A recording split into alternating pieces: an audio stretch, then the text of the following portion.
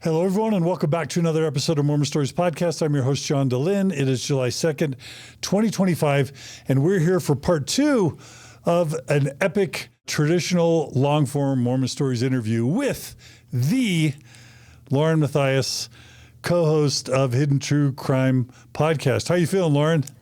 Good. Got through part one. Feeling good. It's like a marathon. We're also here with my guest co-host for today, a face and a name that will be familiar to those of you who've been following Mormon Stories in the past few years. Mindy Caldwell. Hey, Mindy. Hi there. Thanks for joining us. Thanks, John. Happy to be here with you and Lauren. And for those who didn't catch part one of our interview with Lauren, pause this episode, stop it, go back and watch it. It's about 4 hours. It's worth every minute. But we talked about so many good things. Of course, for those joining us for the first time, Lauren and her husband, Dr. John Matthias, they co-host a super popular true crime YouTube channel and podcast called Hidden True Crime. And also, you know, Lauren and John are consulted nationwide, worldwide, as experts on not only true crime, but they're definitely subspecialists in true crime connected to Mormonism. And it turns out, it seems like there's a higher percentage of Mormon true crime. Maybe Mormonism punches above its weight in true crime stories. I don't know. Is that possible? Mormons create content for our podcast.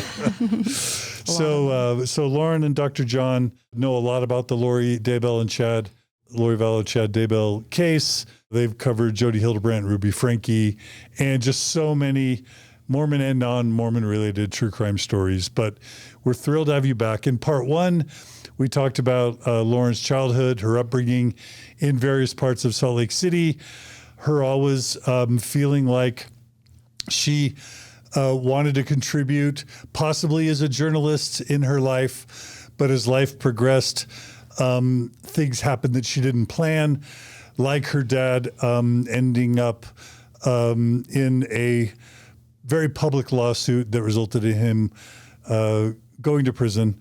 And in addition, her trying to figure out how to build a journalism career as a Mormon woman who also wanted to get married and have children and live a traditional Mormon lifestyle. And the way that things progressed in last episode is her reaching her 30s, still unmarried, which is a shocking thing for a Mormon woman to reach her 30s unmarried. But she ends up in several unhealthy relationships and ends up marrying a spouse that I will say presents, from what I hear, or presented as very abusive. And that marriage lasted a couple years. And the way we left last episode was that marriage was on the rocks, if not was going to be ending in divorce, while Lauren was able to get a really cool job on a TV station in Boise, Idaho, after having worked in Idaho Falls. That's a bit of a high-level recap. Pocatello? Did I say Idaho Falls? Pocatello? Same. No. It's good. Thank you, Mindy. Mm-hmm. So go check it out. And what we're going to be talking about today is many of the Mormon-related stories that Lauren covered in her time at Boise and after, and ultimately her meeting Dr. John Matthias, really getting into true crime, especially the Lori Vallow and Daybell stuff.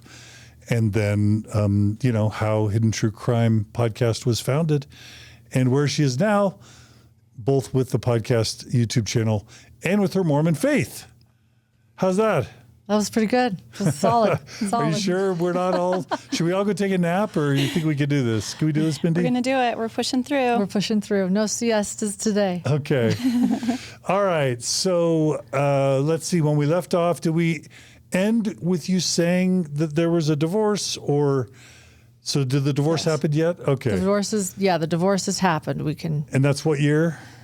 2015. Okay. Yeah. So I'm going to back up just a tiny bit, if it's okay, because I went through my YouTube Facebook Messenger, and I found that we had several correspondences over the years. And the only reason I'm going to mention these is because there are several Mormon stories that you covered, and you were a journalist, but you also were a believing Mormon, and maybe you still are a believing Mormon. We'll see how this ends, but I just want to flag a couple of the cases that or stories that you reached out to me about.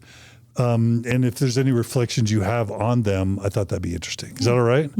So last episode, we already talked about Prop 8 and how you find yourself being an LGBT ally or advocate.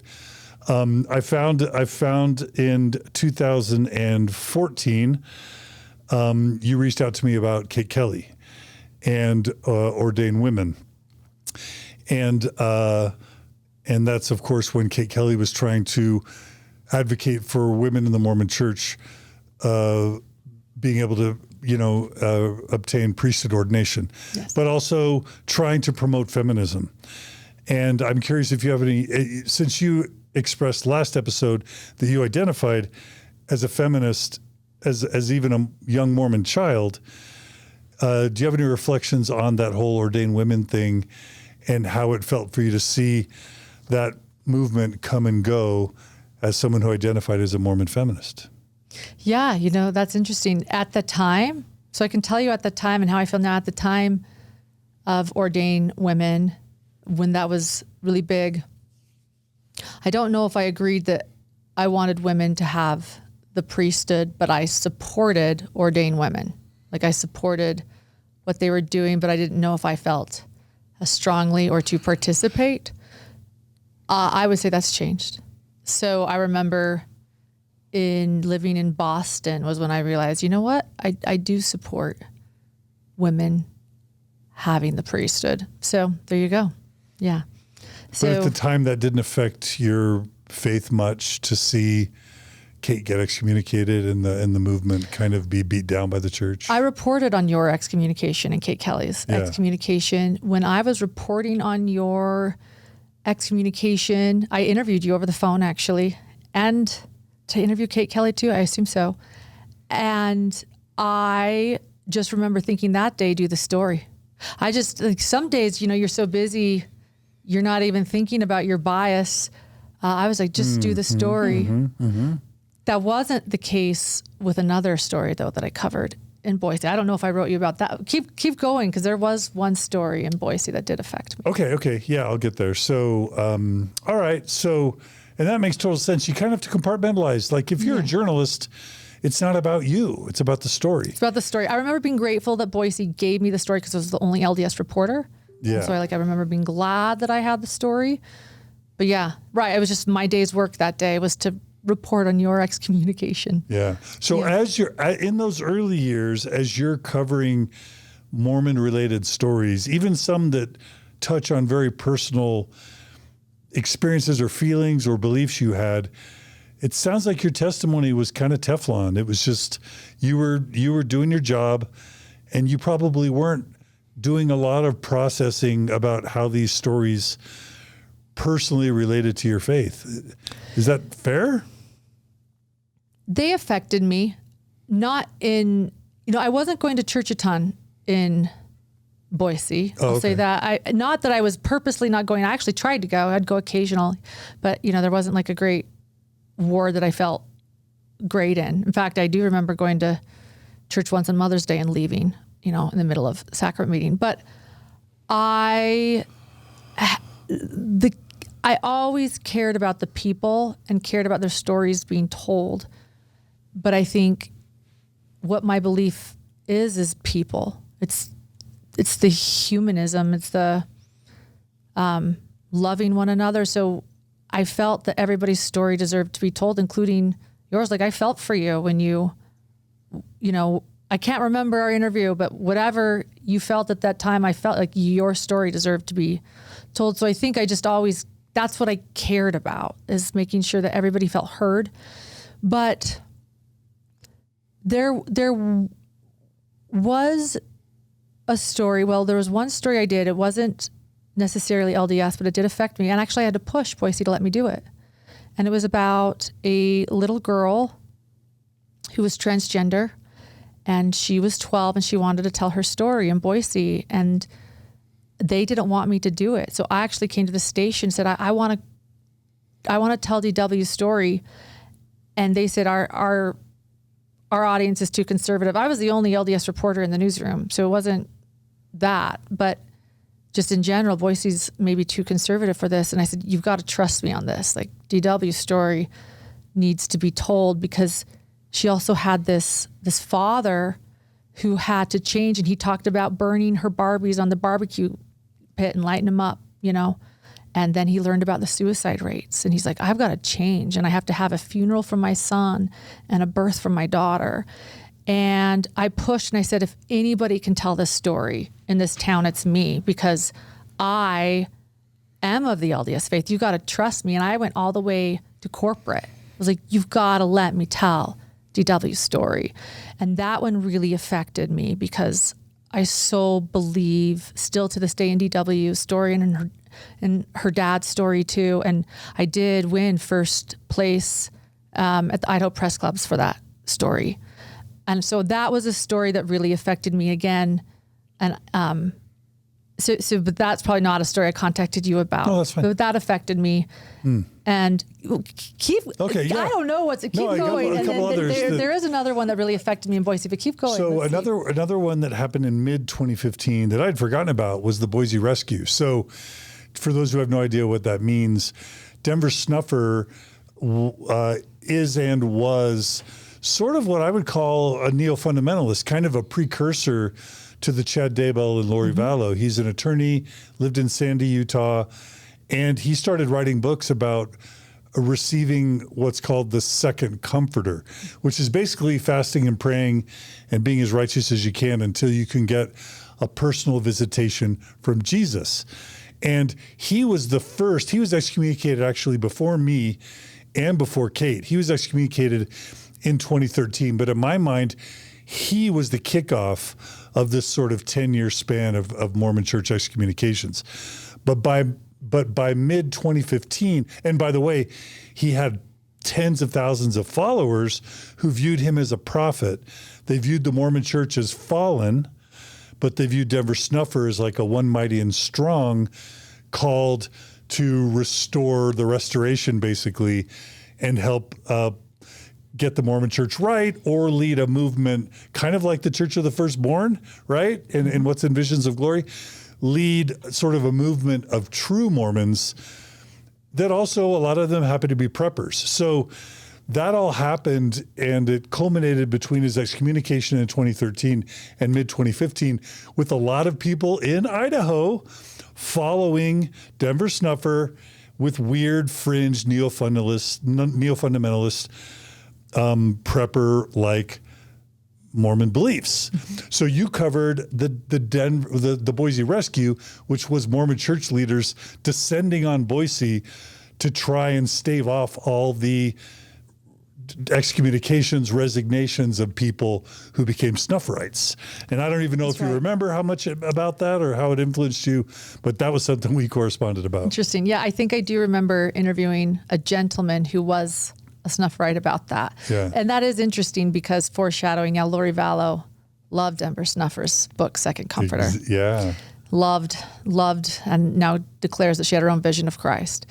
I don't know. I don't know how much that one affected me, but no, it's fine. And then later in 2015, the November 2015 policy comes out. So we've already talked about LGBT stuff. That's when the church, in response to same-sex marriage being legalized nationwide, just lashed out at same-sex married couples and basically said, you're an apostate.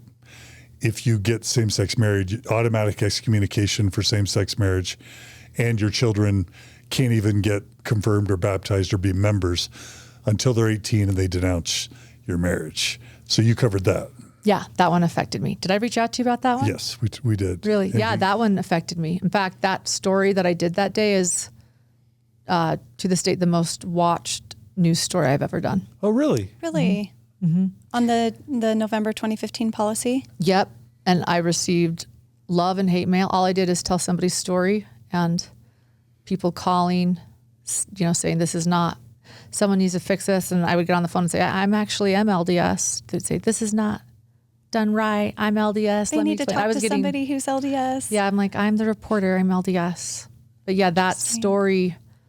I told the story of a boy and a mother and a son, and the son was prepping to go on a mission, and he was no longer now going because his father was gay.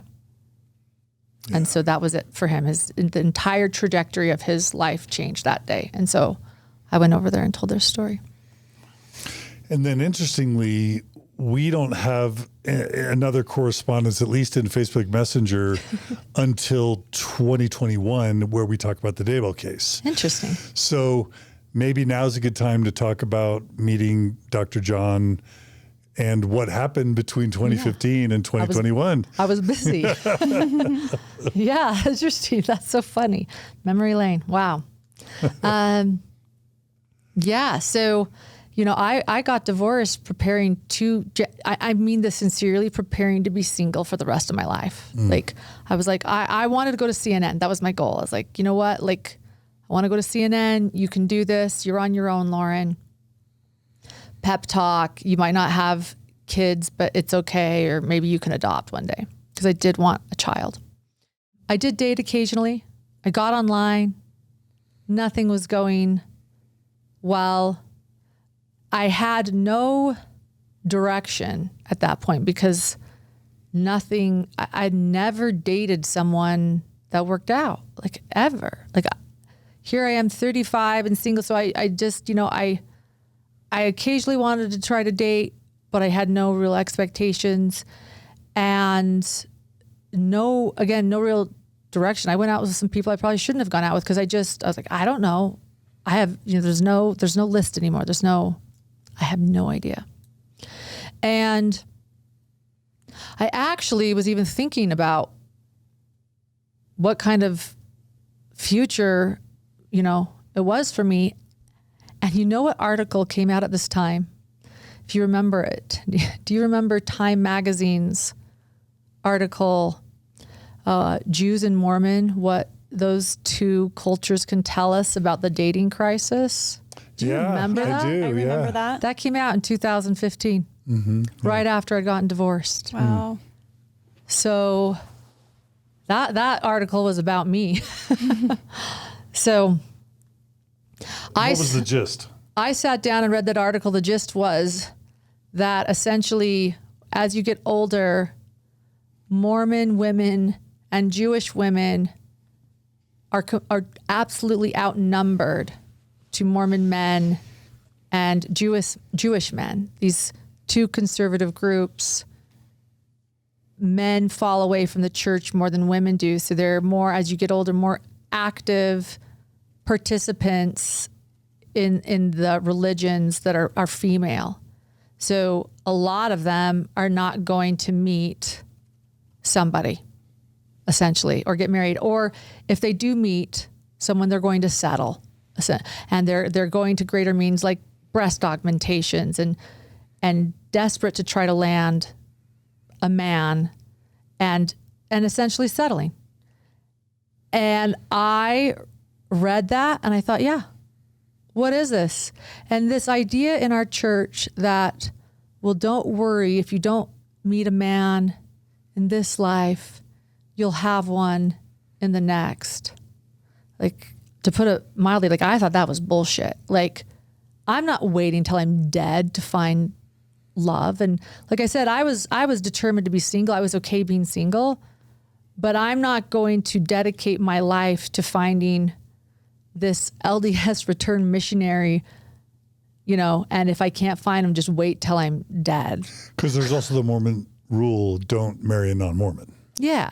Like, it's just, So that article really affected me too. Like, yeah, I was like, yeah, I don't know who to look for. I don't even know, but I don't think I'm going to marry a Mormon man either. And I opened myself up to other possibilities. And actually, I wrote on Facebook, speaking of Facebook, about that article. And that does play a part in my meeting John. So I'll read you what I wrote on Facebook after I read that article. So we mentioned this book last time, but tell us the name of this book again. This book is called Escaping Emotional Abuse, A Healing Journey by yours truly. I wrote it in 2019. So it's so funny too, because I would never post Facebook posts like this now, but I did back then. So here were my thoughts on the article. I said, believe it or not, the rise in Mormon breast implants and $1,000 Jewish dowries can explain why you're alone on a Friday night. Time magazine. That's all I needed to hear to admit the author had done his research. To summarize parts of the article, the Mormon dating scene is comparable to The Bachelor. In past decades, women trying to snag the last remaining good guy would work on her cooking skills or smile more. Today, work is often done by a doctor. It hurts that there is a culture within the faith I love where so many feel they are not enough. We've been complaining about the picky men for years. It's not new. There will always be men and women who measure worth by appearance. So let's try something new. Be unapologetically you. Try spending your Friday night happily alone before spending it with anyone who is wishing you were a 9 instead of an 8.5. There are good men out there, wonderful men. I give men more credit. I think we'll learn about those good men and discover who they are once we love ourselves completely and fully. Once we stop believing we might not be enough. Let's allow the good men to give us some more attention, no matter their religion. Jewish men are sexy, Baptists can drink, and Catholics could be right. So, I actually was embarrassed about the post after, and I deleted it a week later, but not before my cousin saw it, and my cousin's boss was John Matthias. And he is a very private guy. He's a psychologist and had worked at this nonprofit clinic for family and children for 10 years as their clinical director. And somehow or the other, he had come to work and said, this is frustrating. I just can't find anyone to date. And so my cousin had learned that I had just gotten divorced, and she was younger than me. We didn't talk that much, and showed him my photo, and he read that post. So he said, he's not LDS. Would she be okay that I'm not LDS? So she called her aunt. I'm sitting home on the weekend in Boise. I get a call from my aunt, my very LDS aunt. And she says, I'm here to call you to see if you'd be willing to be set up. And I was like, okay. Like, she'd never tried to set me up with anyone. She said, well, they want me to ask 2 questions, but are you okay that he wouldn't be LDS? Again, she's very LDS. And are you okay that he wouldn't be LDS? And he's supposed to be incredibly nice, and he might be a little bit older. And I said, sure. That works, Aunt Kathy. And then a couple days later, I got a text from John, who introduced himself and set up a time to talk. And remind us where you were living and where he was living at the time. I was living in Boise, Idaho still working in Boise as a reporter. And John was in Las Vegas. Okay. Or partly in Las Vegas. And so I said, sure. And he set up a time to talk, which was also like, wow, he's not asking for my picture. He's not trying to chit chat. Like, okay. He's just like, let's set up a time to talk. I was, just sort of whatever at that moment. So I actually went to my friend's house that night and I was hanging out with my girlfriend. And I just said, hey, at some point this guy might call. And if he does, I'll just go into the room and answer it really quickly and talk to him. But I wasn't like setting up side time. And she said, sure, absolutely. So we're hanging out at her house and I get a call and I go to the other room and I am in there for 2 hours. We talk about our past unhealthy relationships. We talk about murder. I learned that he's a criminal psychologist and I'm like, okay, well, I'm actually covering this triple homicide right now. It's really disturbing. Let me tell you about it. Which was what?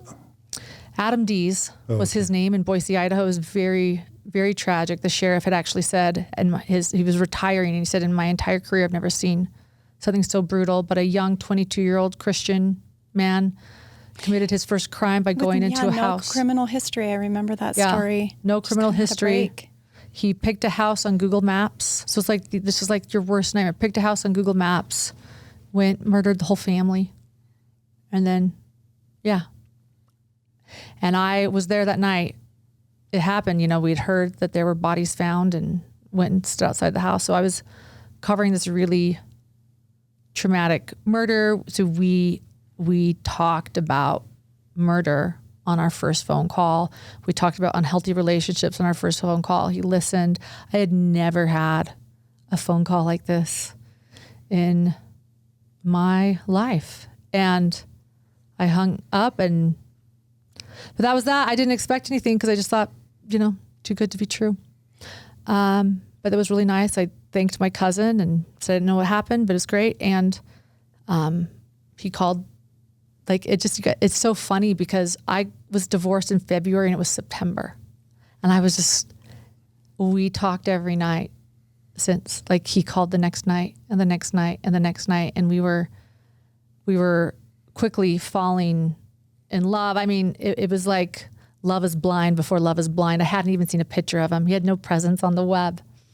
And he wasn't asking for a picture of me, which I loved. So I wasn't asking for a picture of him. And so I was just talking to this guy every night. He was incredible. But at the same time, Milwaukee had called. The Milwaukee news station, who was part of our company, had called Boise asking to speak to me. And they were wanting to offer me a job interview because they had been watching my stuff and said, we'd like to fly you to Milwaukee. It's a bigger market than Boise. Much bigger market than Boise. And a way to Chicago, right? And if I have this dream and I've already set the stage, I'm like, I will not give up my career ever again for a man. I have done this over and over and over again. It will not happen again. So as John and I are talking every night, Milwaukee's calling, and they fly me out. And so I'm telling them, by the way, I'm flying to Milwaukee for a job interview. And I'm texting my cousin. I'm like, look, maybe you should get this guy to come up and meet me. He just kept calling me every night. And so anyway, we talked while I was in Milwaukee every night. He said, how did it go? I was like, went incredible. They offered me twice as much as I was making in Boise. They loved me. I come back. And so he's like, he came back the week after I came back from Milwaukee. He finally drove up. And I remember when he drove up, it was actually another murder that I was covering when he arrived. I mean, Boise doesn't have murders every day. So he came up, we went to, I was very nervous. I was very anxious when I met him. And it was fun to meet him. He was wonderful. And then he left though, the next day, and Milwaukee then called and offered me the job. And so I had to call him the next day and say, look, it was nice to meet you, but I just got this job in Milwaukee and I'm going to have to accept it. And I hope that we can continue getting to know each other, but I'm going to be in Milwaukee now. And that conversation led to him being, look, I'm falling in love with you. I know this is soon, but we need to talk because I would rather have you not move away. He was older than me. He had never been married. So I guess I'm sharing this because things went very fast. And he sat with me on the phone that night, not telling me what to do. No one had ever not told me what to do, but sharing what he believed our future could hold, and didn't think that my future held everything in Milwaukee. He's like, I explained to him, I cannot give up my career for a man. And he's like, I just think you're not looking at what you're capable of. He was telling me, I just think that there are some opportunities, I don't think you should give up your career, but I want you to just consider. And I think that things could be incredible with us. So it was going very fast. Wait, what vision did he have for your career that was better than Milwaukee? I'm just dying to know what his pitch was. Is he like, you're going to win a daytime Emmy here in St. George? Like, what was the pitch?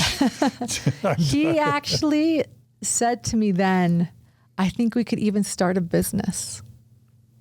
He said, you could be a reporter, but I think that we could do even something bigger. Yeah. He's just like, I think that there could be a business. I think you should just stay open. Sounds like he wanted you to stay. Yeah. He was a man in love. Didn't want to lose you.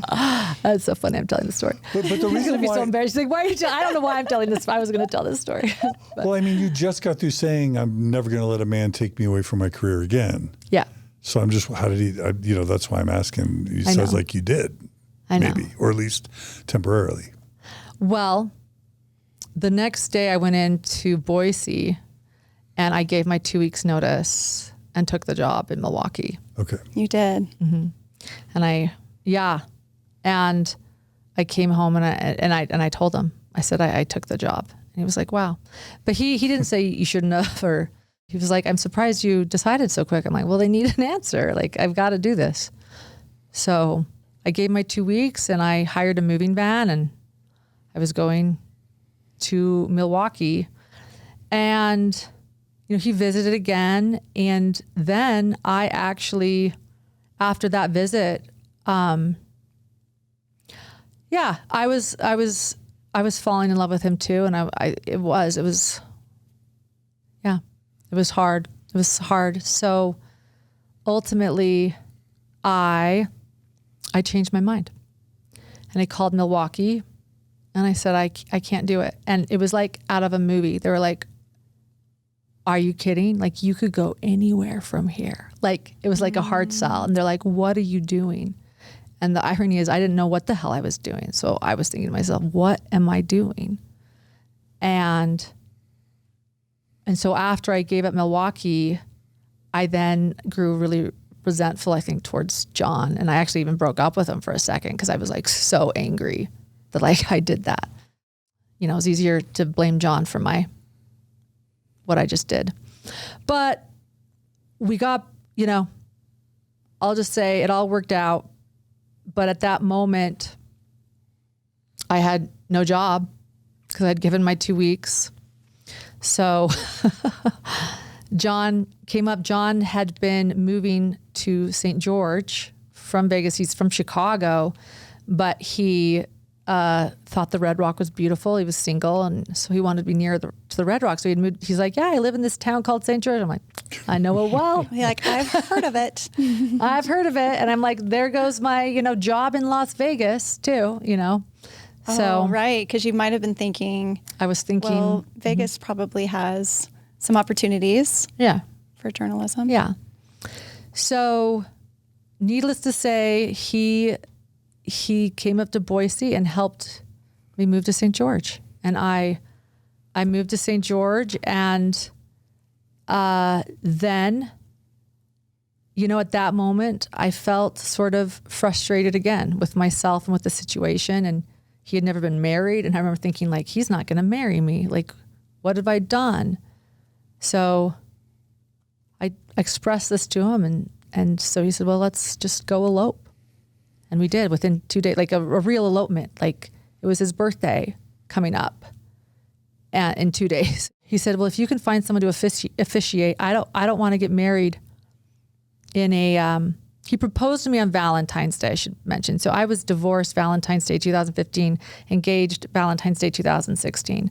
But then I wanted to just get married. And so he said, let's elope. And if you can find an officiator, I don't want to get married in the courthouse, we'll do this. And so I pulled that off.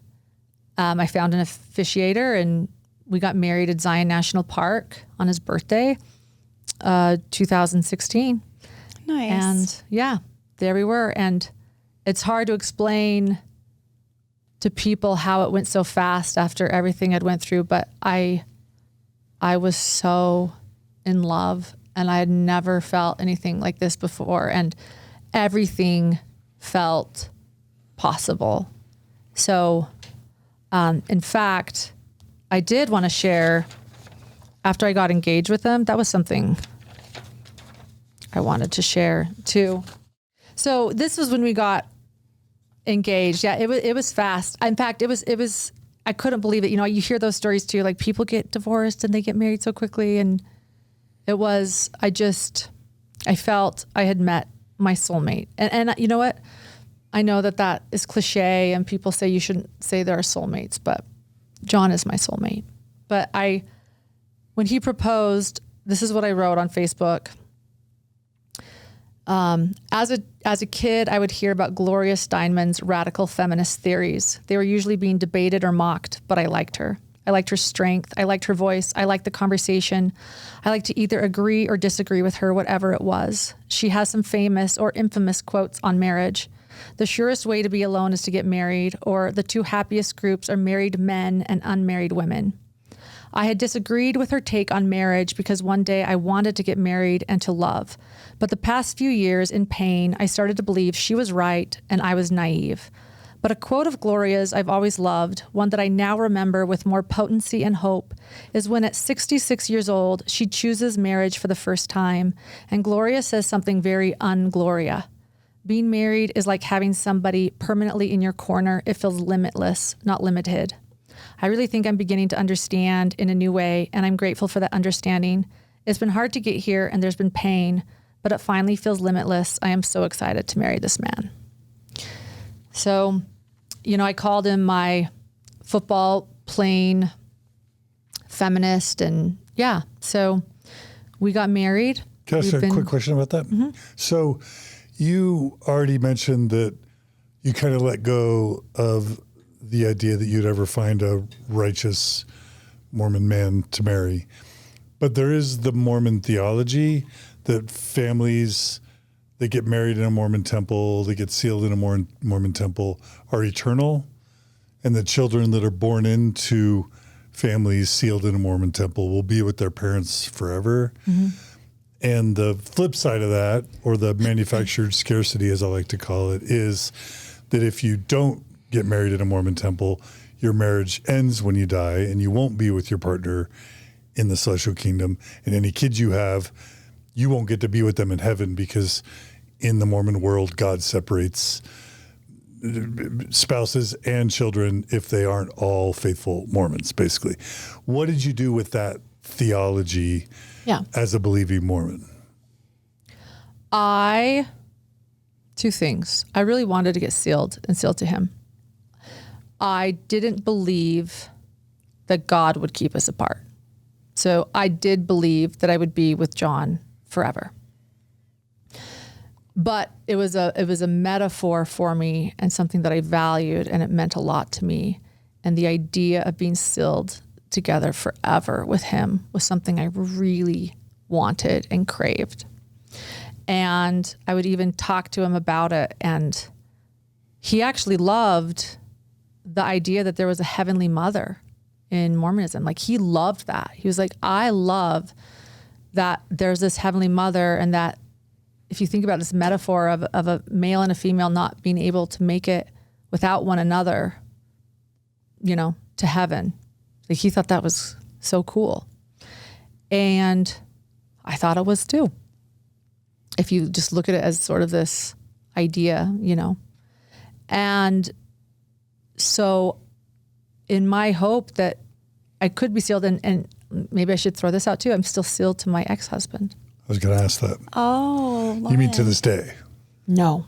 Oh, okay. At that time, you were still sealed. Okay. Yeah, I just wanted that, you know, as a symbolic, I craved it. And it was also surprisingly kind of overwhelming to marry someone that wasn't LDS. I felt a loss. Again, I knew I was going to be with John forever. I just didn't imagine a God that would separate two people in love.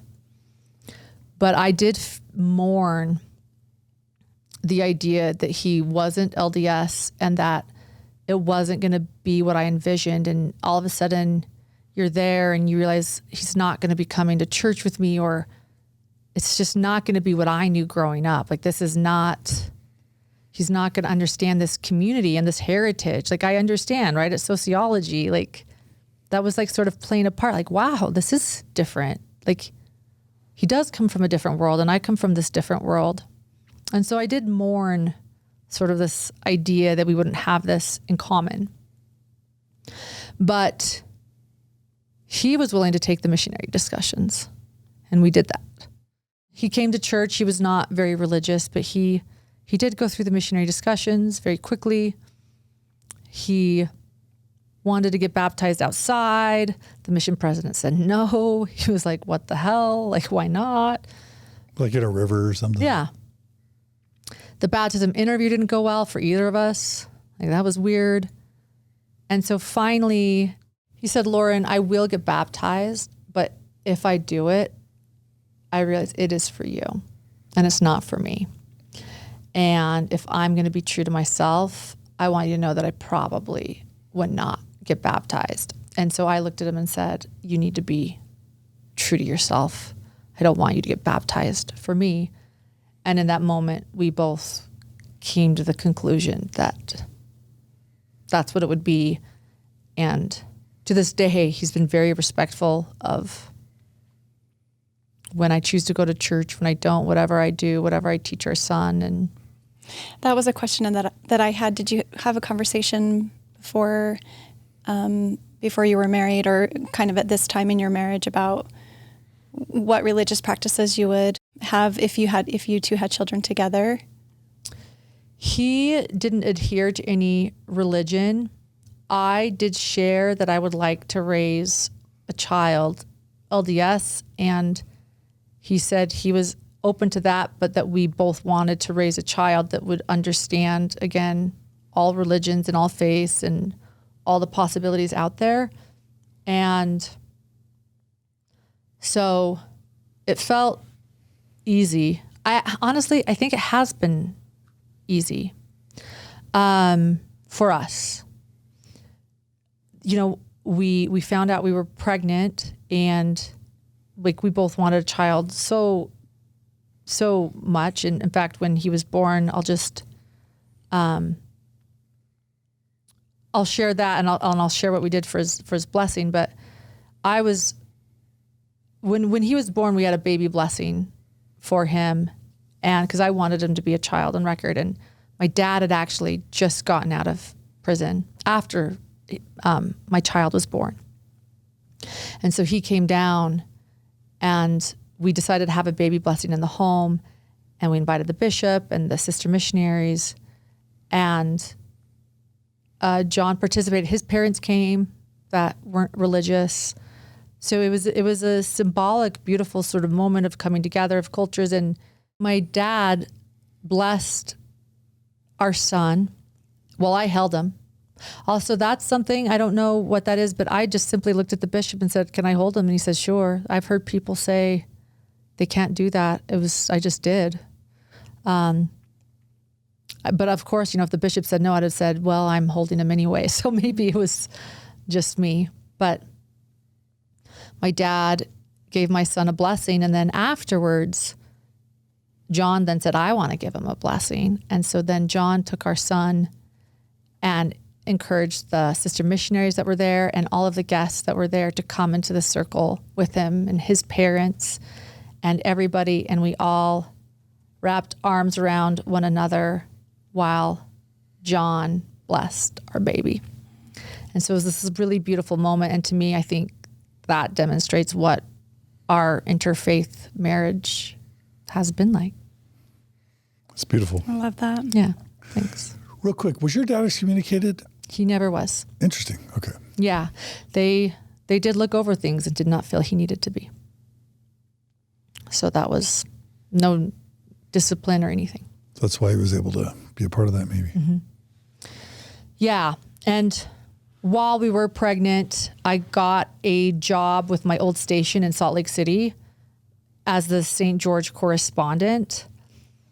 And a part of that, the irony was Hildale in Colorado City. We're a part of that so now we're full circle with polygamy. I've served in Kirtland, Ohio. and where it all began. And now I'm in the land of Warren Jeffs. So Was Warren Jeffs already in prison?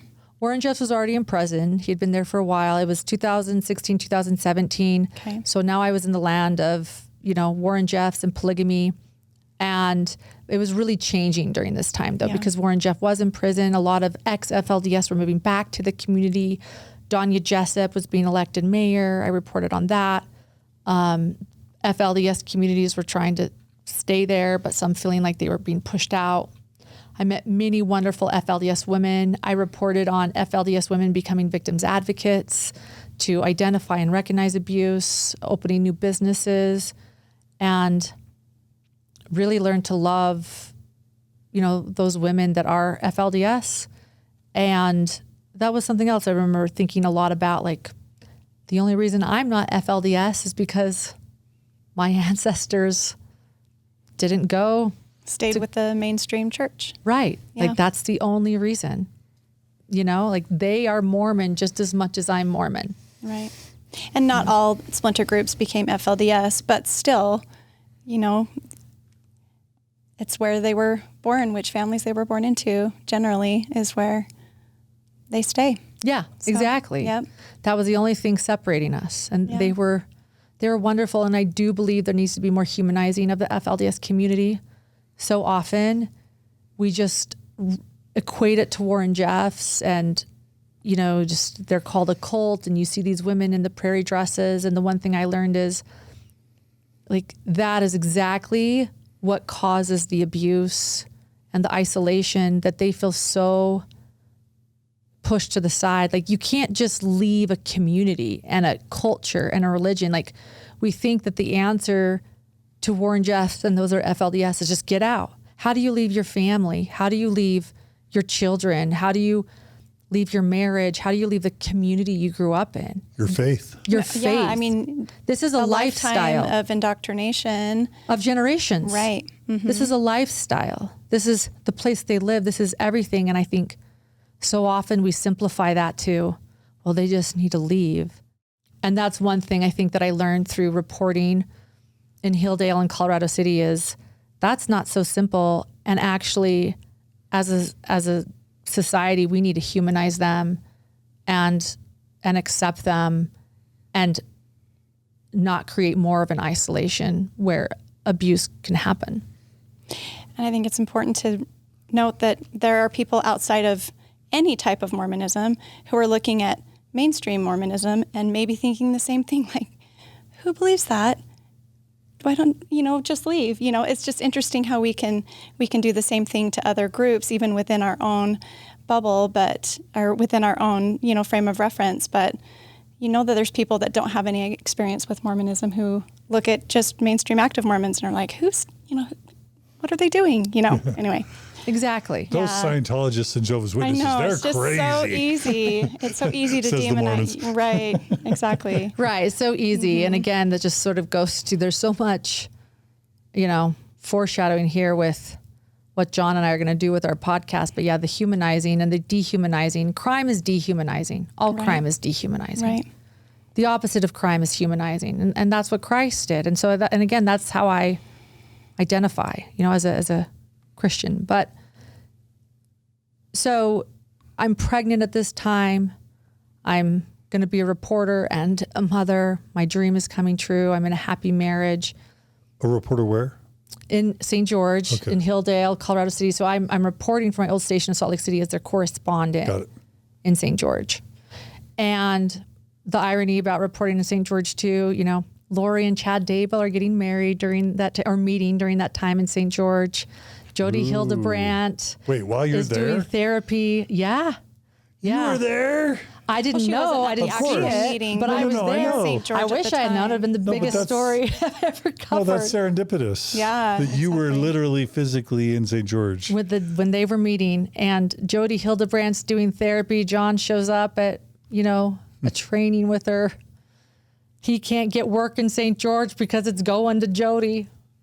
Oh my goodness. Wow. I'm teaching or not teaching, excuse me, but reporting on Hildale and Colorado City and what's going on there.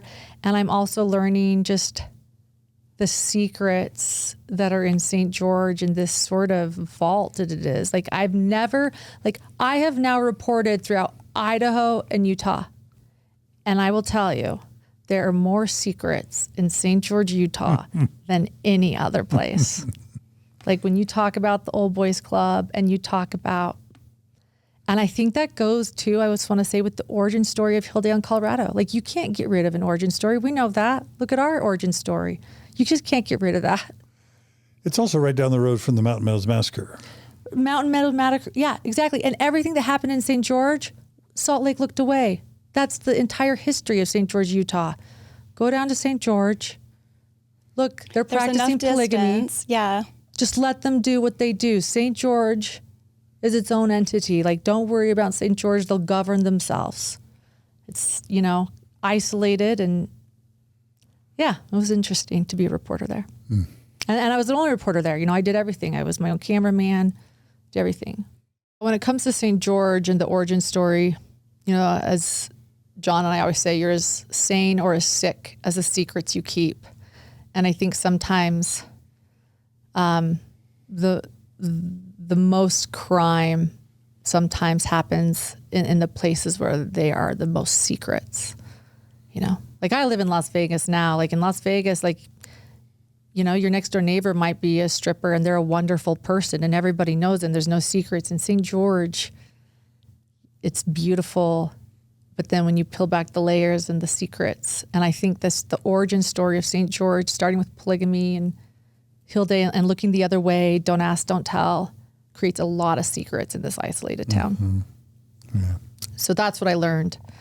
I also learned too, I think this was a big part of, John had a really hard time getting work there. He's brilliant, a Princeton educated psychologist. And people... Forensic, right? Mm-hmm, yeah. Clinical and forensic. Yeah. And he could not get work in St. George. And I was cocky too. I was like, oh, I got this. I'm a reporter. I'm LDS. Because he was like, I think it's because I'm Mormon, Lauren. I'm like, no. Because I'm not Mormon. Because I'm not Mormon. Yeah. Thank you. I think it's because I'm not Mormon. I was like, no. My mind has been changed now. Really? Mm-hmm. Wow. Yeah.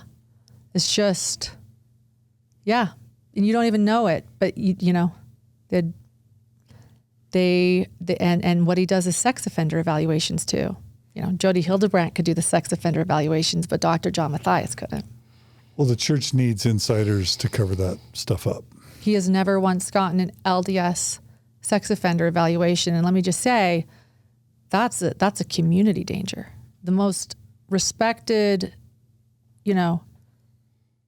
educated man doing sex offender evaluations in your community is someone you probably want to do. Like he will, whether they stay in the community or locked up, matters. And when you have people that are not certified to do them or should be doing them, it's a community safety, but like people would just look the other way. Anyway, I didn't know I'd get into that, but. You started to say that your son was born premature. My son was born premature.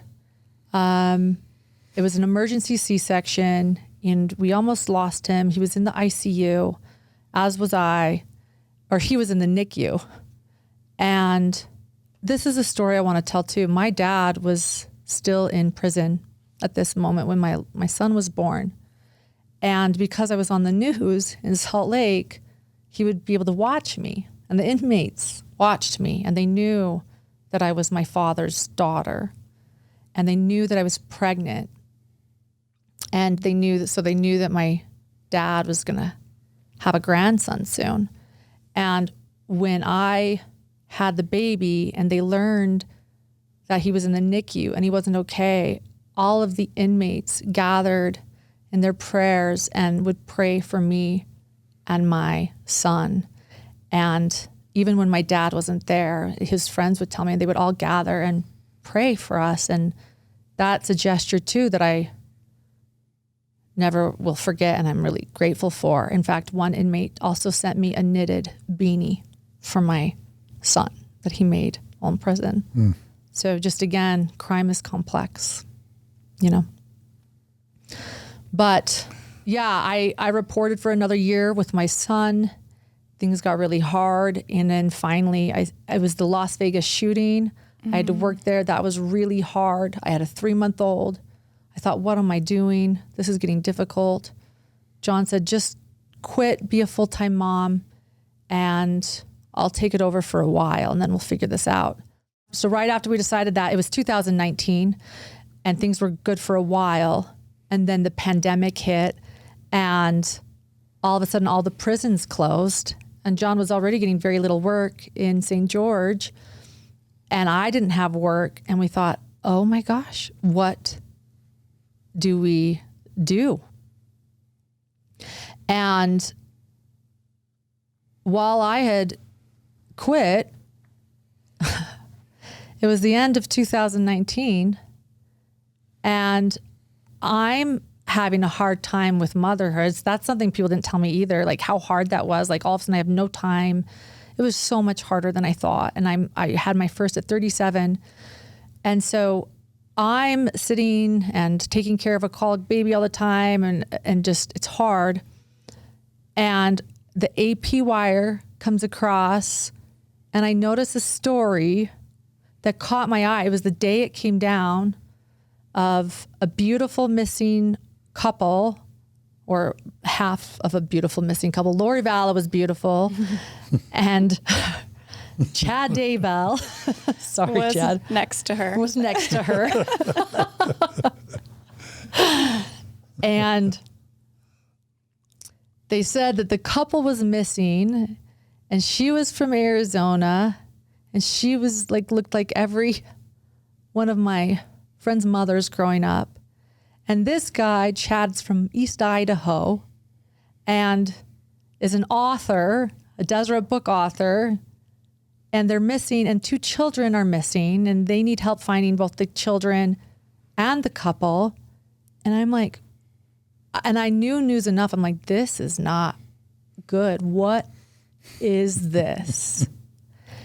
What is this? And I stared at it, and John and I would talk a lot about crime. And again, like, you know, I can quit the journalism job, but I can't quit journalism. So at that moment, I went digging. I joined my first true crime Facebook group. I jumped on YouTube to find everything I could about Chad and Lori, and I downloaded videos like before they disappeared. I was just like, there's something about this. I wasn't working. I was just like, this is big, and I got to figure this out. Downloaded videos of... Like Chad Daybell's family videos. Okay. Like things that, or Chad Daybell speaking, or So things Lori not Vallow. related to the missing case, but just stuff that had been posted about them that you could find previously. About their lives. Okay. Yeah. Just, I guess it was like the journalist in me. I knew that those things go away. And so I was just like frantically looking and like saving things. Wow. It was just like in me. I was like, just get it before it disappears. Like I know how things disappear about people once they're in the news. And so I was just downloading videos and all of these things and saving them. It was like, I don't know. I just knew. And I started asking John about it. And he's like, yeah, that doesn't look good. Like we just knew it didn't look good from the beginning. And I was going on Kay Woodcock's Facebook page and seeing that she was like, help, you know, my grandson JJ's missing, Tylee, Ryan is missing. And the kids were beautiful. I was like, what is going on? And so, I mean, it's just funny. And then I'm going to say, and 6 years later, here I am, just finished. I didn't know that it would go. I did not know that this moment, no one could have told me that this moment would go on for 6 years. I just concluded Lori's 3rd trial in Arizona and the 4th trial of this case just weeks ago, 6 years later. But that was, I've never been the same since. It was right after that. I remember it was Christmas 2019. So I just learned, it was just like a week after, I was already in the rabbit hole, which I didn't know was about until that it was about to become a crater.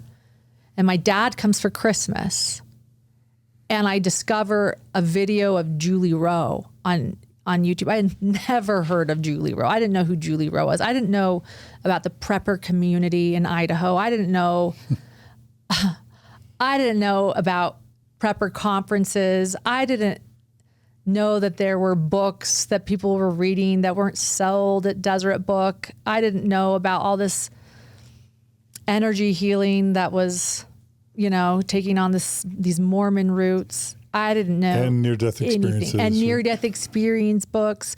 I didn't know any of this. I didn't know about a vow. But Julie Rowe, like a week after I learned about the kids, speaking on YouTube saying, I talked to angels and Tammy Daybell has visited me and I knew she was going to die because there was 2 dead spouses as well. I couldn't believe it. I played it for my dad. I was like, listen to this. And he's like, what in the world is this? And then some people are like, you don't know about Julie Rowe? I was like, no, I don't know about Julie Rowe. No, I didn't know about any of this. Like, I feel embarrassed to say that you knew about it. I mean, I did because of my own personal family experience, but yeah, like Julie Rowe had caused a lot of turmoil in my family at that point. We had some real issues in like the 2014-15 era with her prophecies that didn't come true. And yeah, so I was aware of her. Yep. I was going to joke, if you hadn't been so busy working in Boise, you would have been watching Mormon Stories, where we covered Julie Rowe in 2015 and Dever Snuffer in 2013. I know, right? In all of my reporting, I never learned about Julie Rowe. I never knew any of this. And I had no idea what I was getting myself into. I don't even know how to process it with us all right now. Like, I don't even, oh my gosh, yeah, I had no idea. And John and I had actually already thought about starting a true crime podcast at that point because we were still talking about crime every day. Were y'all into podcasts? We were into crime. No, we weren't into podcasts. We were into crime. But I was just wondering what gave you the idea for a podcast? Because all we would do is talk about crime. And what do you do with that? You make it a podcast. Like, he was about to go on TV or YouTube. Like, we didn't know about YouTube, like YouTube videos. But what do you do if all you do is talk about crime? You record it. Where do you put that? What does that become? A podcast. So, and you know what? I had podcasting experience. I guess you could say that, that. Oh, that's right. Yeah. We would just, we conversed about crime all the time when it came to just like understanding human beings and the world. And I would always ask him my questions, just like I did that first night I met him. Like, what about this? What about that? We actually thought we would start with Adam D's, the story that I asked him about the first night we met. But after the Lori and Chad Daybell case happened and I started getting so invested, I had so many questions for him that it was June 2020, the week the children's bodies were found, that I sat down. I was like, we've got to do this, John. Like, he bought a couple of microphones off Amazon. The prisons were closed. Like, I wasn't working. I said, let's just record. Let's just record. And I sat there and I asked him questions and I said, I want to understand Lori Vallow. What is this? And he said, it's not time to talk about Lori Vallow. Before you need to understand Lori Vallow, you need to understand Chad Daybell. And for the next 5 episodes, it was all about Chad Daybell. And after that, we recorded that first episode. The children's bodies were found, so we re-recorded a little bit and we put it out into the universe. We had no idea what we were doing. Like, there was no plan. There was no business plan. There was no concept except that, well, we did think of hidden true crime, like the hidden motives, what lies hidden that people don't talk about. There's the Dateline motives, which is like sex, money, drugs. And then there are the hidden motives. Like, what creates the criminal? What are they thinking? How does this happen? How do you get to the point where you dehumanize children to call them dark? How can you go from a family man to having 2 dead children in your yard? How do they believe this? Do they not? How are they interpreting, this belief? There's so many questions. And when it comes to the Daybell case, like that, those are the ultimate hidden motives. And I think for me, it was so personal too, because here's this faith I love that I have remained loyal to and faithful to throughout, years and years. Like, it's just my people. Like, at this point, that's how I see it. Like, this is my people. This is my community. This is my blood. Like, this is my family. How does this happen in my faith? How is this happening? How does Julie Rowe happen? What is going on in East Idaho? And I felt some separation. Like, oh, it's just East Idaho. It's just, but the more I dug, the more I realized, sorry. I mean, we get it. It's East Idaho. What do you expect? Right? There's lovely people in East Idaho, I but love it does East Idaho. seem like it's a little bit more of a hotbed for some extreme beliefs and prepping. Yeah. Yeah. The more, sorry, East Idaho. the more I dug into the case, and as we did these podcasts, people reached out to us. That's what happened. So how did you first? You said you put it out there, like on. So you just get an RSS feed and you put it out on Apple and Spotify, and this is what John DeLynn did too. Do you remember putting your first one into the universe? Absolutely, 2005, baby. Yeah. People don't even know what RSS is these days. So you just post it to the internet. Forgive my ignorance on this, but do you just like share it like on your social media profiles? Like, hey, I just wonder how that gets traction. How do you put it on you said you joined a Facebook group. Yeah, I shared it on the Facebook group. Okay. Hey guys, we just, me again. My husband's a criminal psychologist, and we actually just posted an episode.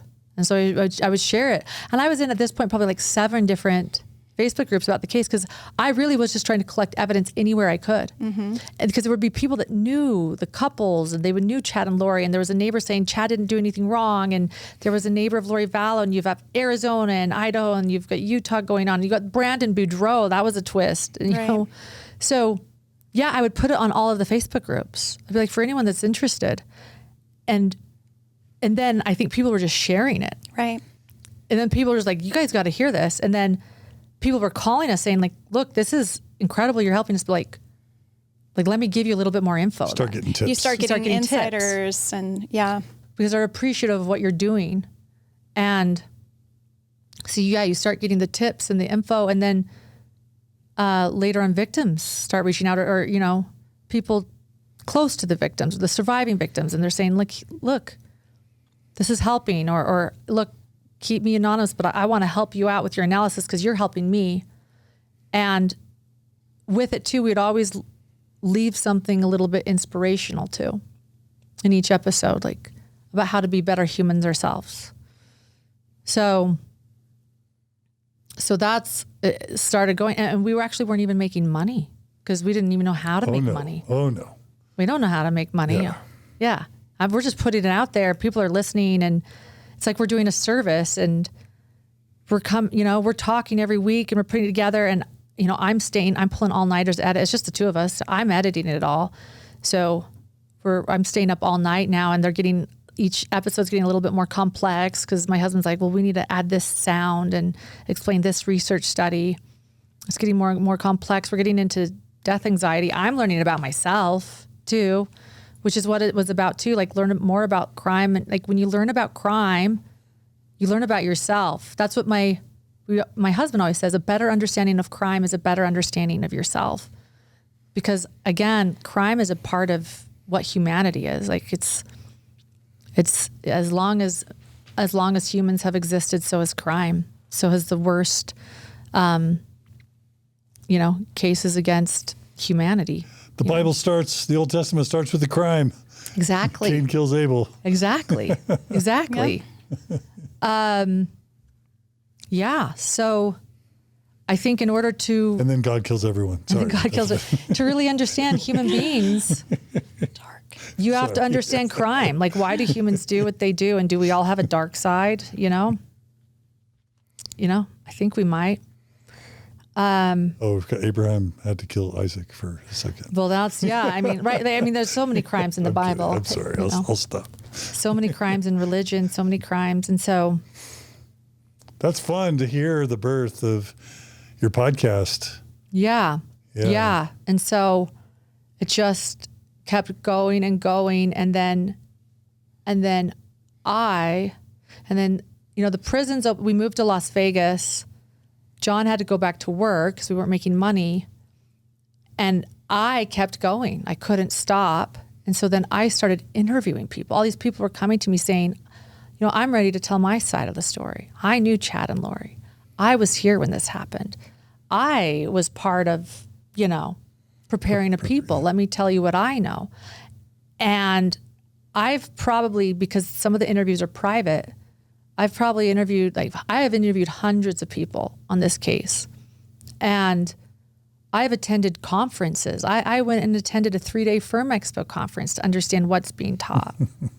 I've read books. I've read Dumber Snuffer. I've read Visions of Glory. I've read Chad Daybell's many books.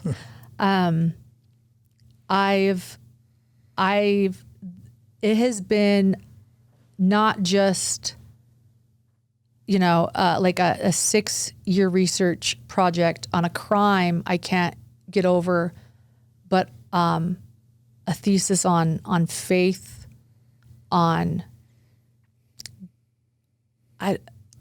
darkness. Like, how do you, on darkness, on honestly, religious extremism and terrorism. I mean, really, this is terrorism, right? When you mix politics with religion, and belief, and also understanding that these people hold my same faith. The only difference is that they interpret it differently than I do.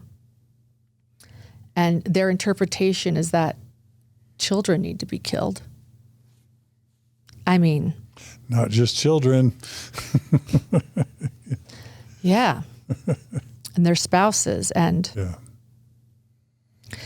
You talk in your outline about kind of the juxtaposition of the Elizabeth Smart case and how that was handled, and then when Tylee Ryan went missing. Do you want to talk about that for a little bit? Yeah, that upset me. So as I'm delving into this case, and the more I learn about it, the more religious it is becoming. Like, this is a Mormon crime through and through. Every part of this permeates, like, every part of the church. Like, this is a belief system. This is religion. This is a cause. This is a movement. Mm-hmm. And it was such a confusing thing when it first began. You have JJ and Tylee that are still missing. JJ is 7. He's not yet baptized. He has 2 grandparents looking for him that aren't LDS. But Tylee Ryan is in Young Women's. She's very LDS. She is, her family is LDS. They're siblings. But I didn't understand why the church wasn't speaking out. Like, if this is my church and we are a flock and she is our sheep, why aren't we finding her together? Like, these are our children. Are they not? Like, what are we doing? And I remember the church was clearly, their PR move was to just not speak and say, we are separate from these people, to distance themselves. And that's maybe easy to do. Yeah, you don't want to be, part of what maybe might be happening here. But Chad Daybell was an LDS author that used to have his book sold in Deseret Book. And Tylee Ryan is a little girl that is missing. And to think about the difference of when Elizabeth Smart went missing, and we came together in a prayer meeting that night, and we were, again, like her flock, looking for her. She was ours. She was everybody's. And the church, our ward, became the headquarters for nightly press conferences. Every night she was missing. I got called by my parents when she was found. And here's Tylee Ryan, and it's crickets. Mm-hmm. And the church is being called by the news, and they're like, this has nothing to do with us. Does Tylee Ryan have nothing to do with you? Okay, like, let's get rid of Lori Vallow and Chad Daybell for a second, even though they're attending one of your churches in Hawaii. Does Tylee Ryan, this missing girl, have nothing to do with you? Is she not one of ours? Like, what's going on? Like, why are we not finding her. JJ too. But JJ also had his grandparents like looking desperately for him, and like Tylee could have used, some more, and just comparing it with Elizabeth Smart. That was hard for me to see. And then of course to find out, we found out that she was, cut up and burned in Chad Daybell's yard. It was even harder to find out. But that's upset me. Their silence has upset me. It's been 6 years and they have stayed silent. And the more that I've uncovered and the more that we've learned, it becomes bigger and bigger and bigger. Like I said, it's not a rabbit hole, it's a crater. And this has to do, it is permeating throughout the church. I got an email from a grandmother in Rexburg who said, Lauren, help me. She said, we don't know what to believe, and none of the leaders are helping us. Like, please do the work for us. She said, Chad Daybell has bastardized our beliefs up here. Help me. Well, we don't know what to believe. That was her word. We don't know what to believe. And then you have Heather Daybell, in an interview with me saying, Dieter Uchtdorf came up to East Idaho, and she thought, they're absolutely coming up because they clearly are like, let's go find out what's going on up there. And he doesn't mention anything at all. And she even said, she's like, he knew my name. Like, her last name's Daybell. Nobody says anything. It's just this silence. And then, I made a joke like, okay, maybe this is East Idaho Mormons. Maybe this is their thing, the prepping industry. But as I kept digging, and I read a book called Visions of Glory, it takes me to Salt Lake City and into the neighborhood I grew up in. This neighborhood, we just said, is wonderful and worldly and educated, and at the University of Utah and connected to the leadership of the church. And this is everywhere. And again, nobody has said anything. And I remember even being here and saying, like, I remember our first 2 episodes, like, this is bad. Somebody say something. It's going to happen again. Somebody say something. And then what happens? Ruby Franke and Jody Hildebrandt. And 2 other children in Ivins, Utah. And it is a literal copycat crime with the same group and the same belief system and the same books and the same base religion, which is Mormonism, and the LDS faith, and the exact same thing. And prepperism and end times. And prepperism and end times. Yeah. And the belief that children can be possessed with evil spirits. Yeah. Yeah. And that second coming and those latter days are on their way. And if you look at Chad Daybell's demonic possession. And demonic possessions, and if you go back to that 2018 speech Chad Daybell gives the day he meets Lori Vallow in St. George, Utah, he states they're going to come through to Ivins, and Ivins is going to be a place. And here's Jody Hildebrandt building her mansion in Ivins, her bunker here. Like, this is a thing, and nobody's saying anything. And this is not the faith that I recognize at all. And yet it's growing and it's bigger and it's bigger. And this whole idea that normal is what one is accustomed to, right? And I thought that my little insular world and my little Schindler List watching young women's class was what was Mormonism, is no longer Mormonism to me. I don't know what to think anymore. And I'm lost and I'm confused. And I think I've been processing it ever since. And I think another big thing that I've been processing too is magical thinking. And again, like, people that just interpret this differently than I do. These same beliefs, like maybe even having a belief in Christ isn't good. Maybe evidence and science and just skipping all magical thinking is the only way to go. Like, maybe maybe this hope that I put on this afterlife is one of the most unhealthy things there could be. Maybe, as my husband said in the first episode of our podcast, maybe what everybody's missing is the fact that what matters is right here and now in our mortality. And like taking your son to Snow Canyon and looking out at the canyon and embracing this moment and saying, this is enough. Like, I have my family. Like, this is the moment. This is what matters. Not because, as you know, that wasn't enough for Chad Daybell. Chad Daybell had to envision a new Jerusalem. Lori Vallow has to envision the second coming and how she's going to be a goddess. And nobody's focusing on what's right in front of them and this life. And I think that's been my biggest lesson and my biggest transition in covering this case is should we even be focusing on anything magical if this is what it turns into? Yeah, the simplest and most apparently benign Mormon and or religious beliefs are that, like, your feelings can be inspired by a divine source or by a evil spirit. Like, just that the Holy Ghost or God can give you good feelings or give you ideas in your brain, or that evil, bad spirits can give you bad feelings and bad ideas, and that Jesus is coming soon, and the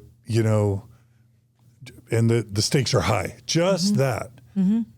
Just that. Alone. As benign as those beliefs are, we're not attacking them, but that can be a recipe for catastrophe, right? Yes, absolutely.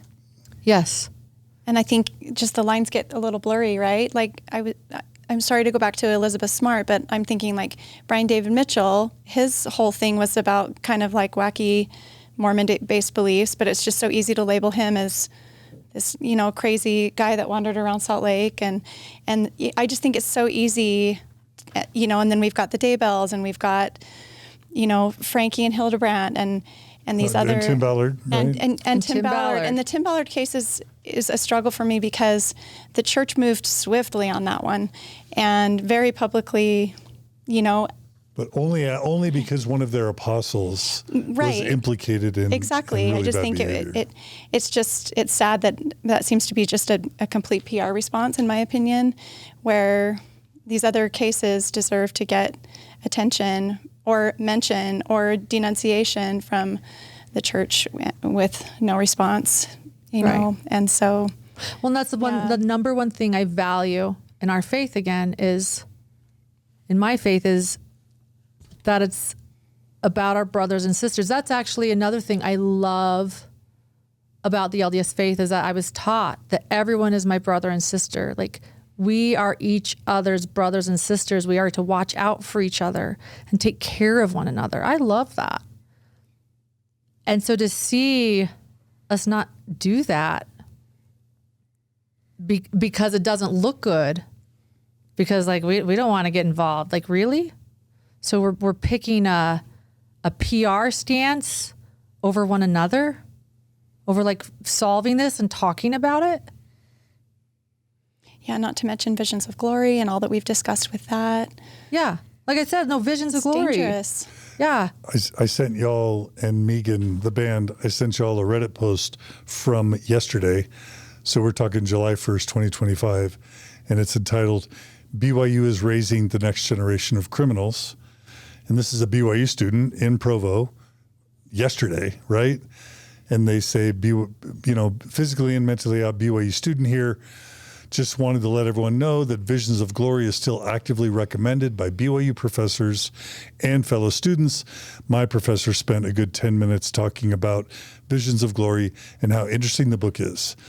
And he, afterwards, I had to read someone else's discussion post about how much they love Visions of Glory and how wonderful of a book it is. That's in like the Canvas student assignments where they're all conversing about the lecture, right? And so the students are also chiming in about how much they love Visions of Glory, like their BYU professor. And, this just goes back to the idea of silence. If the church is silent on Tom Harrison, on Visions of Glory, on preparism, it's kind of complicit in these crimes. It is. These lives being destroyed over and over, year after year after year. There's going to be new crimes. Maybe, hopefully not. Hopefully I'm wrong. But some people think that there's more crimes to come because the church won't denounce There will be. or address. There will be. You think there will be? Oh, I'm in Facebook groups. I see the conversations. I see the YouTube videos of people talking about their children being possessed, little 3-year-olds, because they're sick. And there will be. There will be. And the church, seems more concerned about, progressive Mormons right now than the conservative, extreme. Sorry, I don't mean like the extreme, very extreme, far right Mormons that are sharing these really bizarre, unbelievable beliefs to me. But maybe that's something I've had to question too. Well, what makes a belief unbelievable?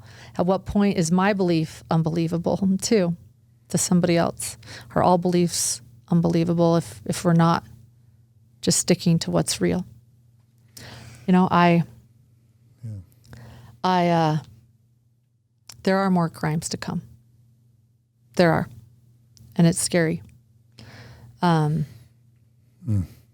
And, I think learning about the victims, I want to say this about the Lori and Chad Daybell case, has also taught me a lot. I really connected two of the victims, Tammy Daybell, Chad Daybell's wife, who was murdered. Both Lori and Chad have been convicted of murdering her. I think about my life in my marriage, my first marriage when I was 33, and how lucky I was that I had life experience ahead of me to sort of process what was going on. And with Tammy Daybell, she got married so young, and Chad was so young, and they were from the same town. They both came from good families. They hit the resume boxes for like a good solid couple in marriage. And I do believe that Tammy Daybell was an emotionally abused woman from the very beginning. And I think that she was so young and she didn't maybe have the tools in the tool belt that I had, that I think that could have been me or anyone. And also thinking about how our culture sort of allows this emotional, spiritual abuse to happen too, and that nobody fully saw it or understood it, breaks my heart, because everything I've learned about Tammy Daybell, she was an incredible woman. And then Tylee, everybody, including her family, talks about, and her own mother, talks about how she was difficult.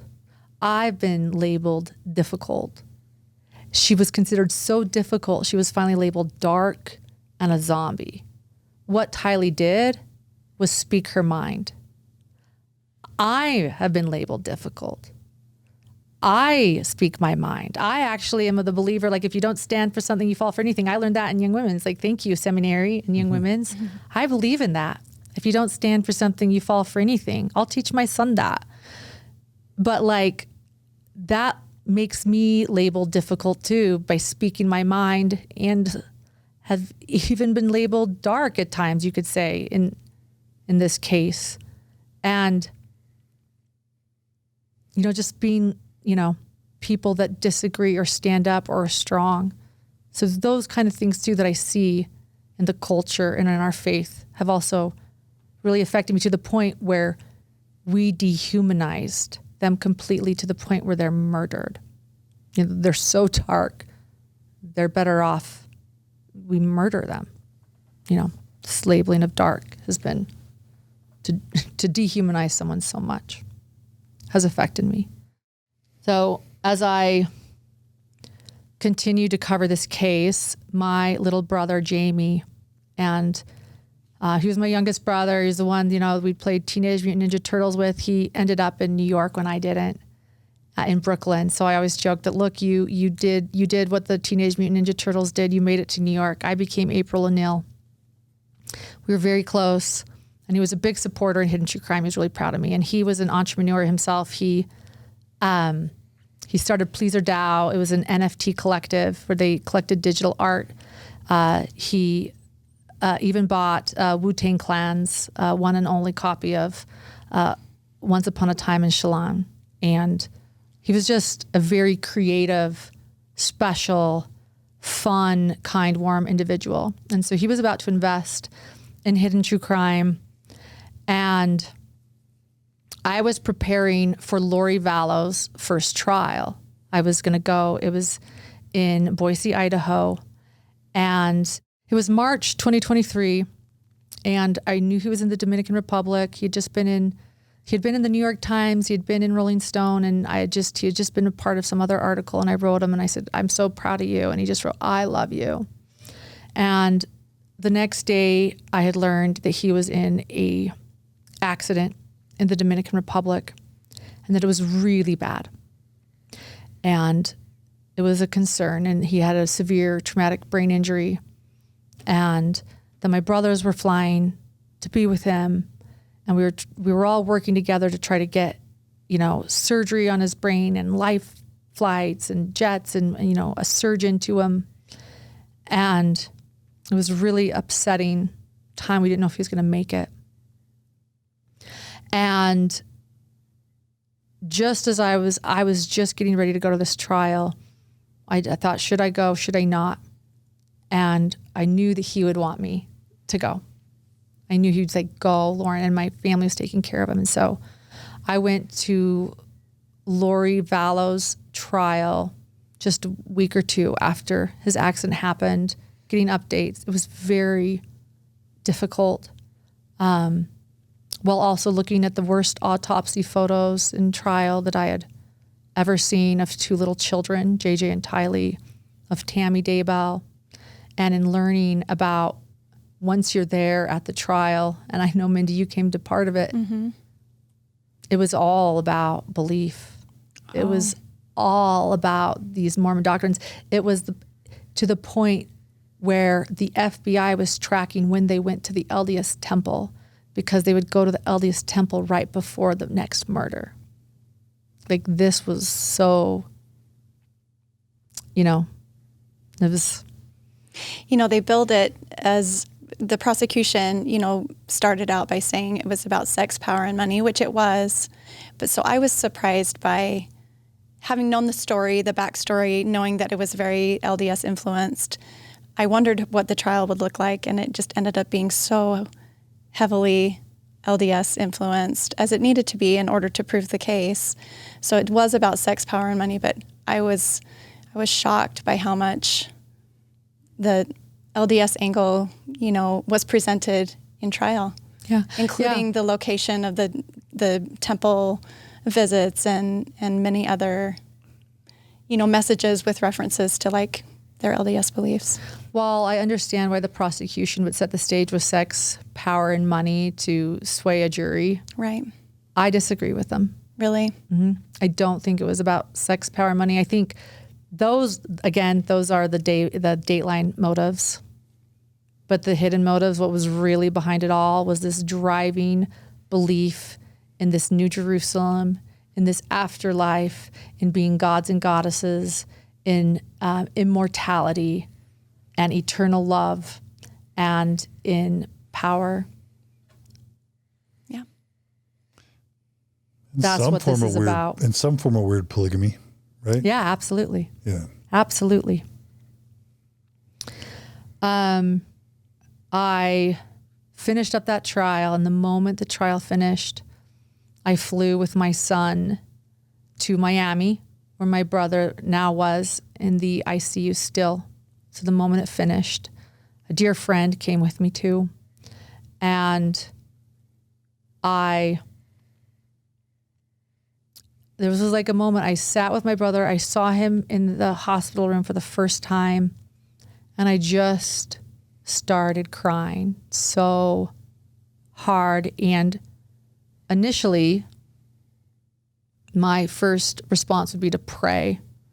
I'm like, I need to pray, and I couldn't. So that was a moment where I realized something had changed in me. I didn't want to pray. Praying reminded me of Chad Daybell and Lori Vallow and Julie Rowe, and I couldn't do it. I couldn't. So that was a moment, but I cried and cried, and I spoke to him. And I think, yeah, that's what mattered to me again, was like connecting to him in that moment. This was about the moment here and now, and he was still there, and to just speak to him and look at him and be with him, you know? So that was something. The next year, Boise again, I went back for Chad Daybell's trial. And for Chad Daybell's trial, my brother was now back in Salt Lake recovering, or we were hoping he was recovering. He wasn't recovering much, but we were seeing glimpses of hope, you know. How long had it been at this point from his accident time? A year. Okay. Because Chad and Lori's trials were a year apart. That's right. Almost exactly a year apart, weren't they? And a year is when it matters with a traumatic brain injury. A year is when they say, wait a year. Like, see what happens. You never know. Is he going to wake up more? Just wait for a year. He wasn't brain dead at all, but like, just wait. He was making eye contact, and he was moving his hands. And so just wait a year. And so that year was when Chad Daybell's trial started. And a lot of Chad Daybell's trial, some of the evidence we had seen, we had to go through the autopsy photos again and what happened, and all of the text messages between Lori and Chad discussing, you know, children who are dark and zombies and possessed, and his wife, Tammy. And the biggest piece of new evidence in Chad Daybell's trial showing his manipulation was this patriarchal blessing that he gave to Lori's brother, Alex Cox, telling Alex Cox his future, that he would save Minnie, that he was his sister's protector. What else? You were there this day, Mindy, sitting next to me. Yeah. What was said in that patriarchal blessing? It was, and of course, Chad isn't a real patriarch, so she's giving this quote unquote patriarchal blessing. I don't remember so much what was said, but what was more impactful, I think, to both of us was just how familiar it felt. Just the cadence of his speaking and kind of that soft-spoken. You know, there were promises given. There were hints as to Alex being a protector, you know, had taken on that protector role. He would know when to go to the other side. Yes, yes. He would save children. He would rescue children and carry them, you know, and protect people. He was a valiant spirit in this probation. Yeah. I remember sitting next to you while it was being played. It was one of the most poignant moments for me in the trial, because when I heard it, I almost like went in like a trance, because like you just said, it was so familiar. He sounded like a patriarch. He did. Giving a patriarchal blessing. And I had heard this meek, soft voice before, this religious voice. It sounded not just like the patriarch that gave me my patriarchal blessing, but the men who have given me blessings, the elders who have been giving me blessings, the grandfather who gave me a blessing, the neighbor who gave me a blessing. There was no difference.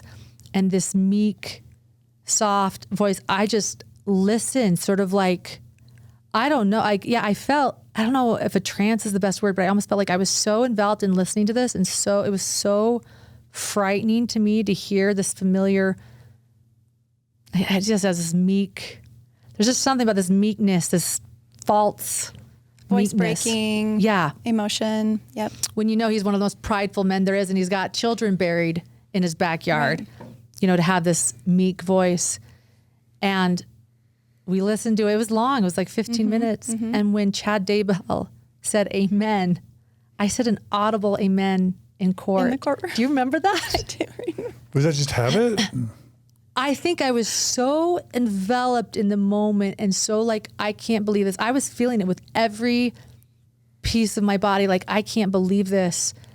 It was habit, but I was like just so enveloped in the moment of like thinking about it.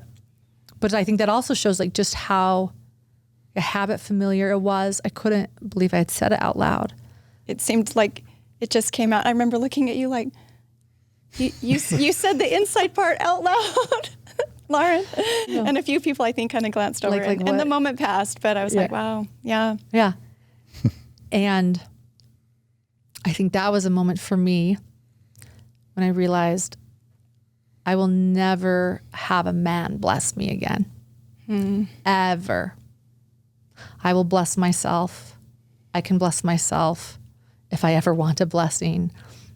But after that moment, to see or feel the power that this man had over Alex Cox in that moment, and in the courtroom, and in me in that moment too, saying amen, like, I will never let a man lay his hands on me again and give me a blessing and have that sort of power over me ever again. So, wow. Yeah. Yeah. And then, this year, maybe fast forwarding a bit, Lori has another trial, and your brother's story reaches a conclusion of sorts. Yeah. So Lori has another trial. This is the crime. This is the case that never ends. It's worth noting, I'll just say this, it's worth noting that this isn't the only story you cover.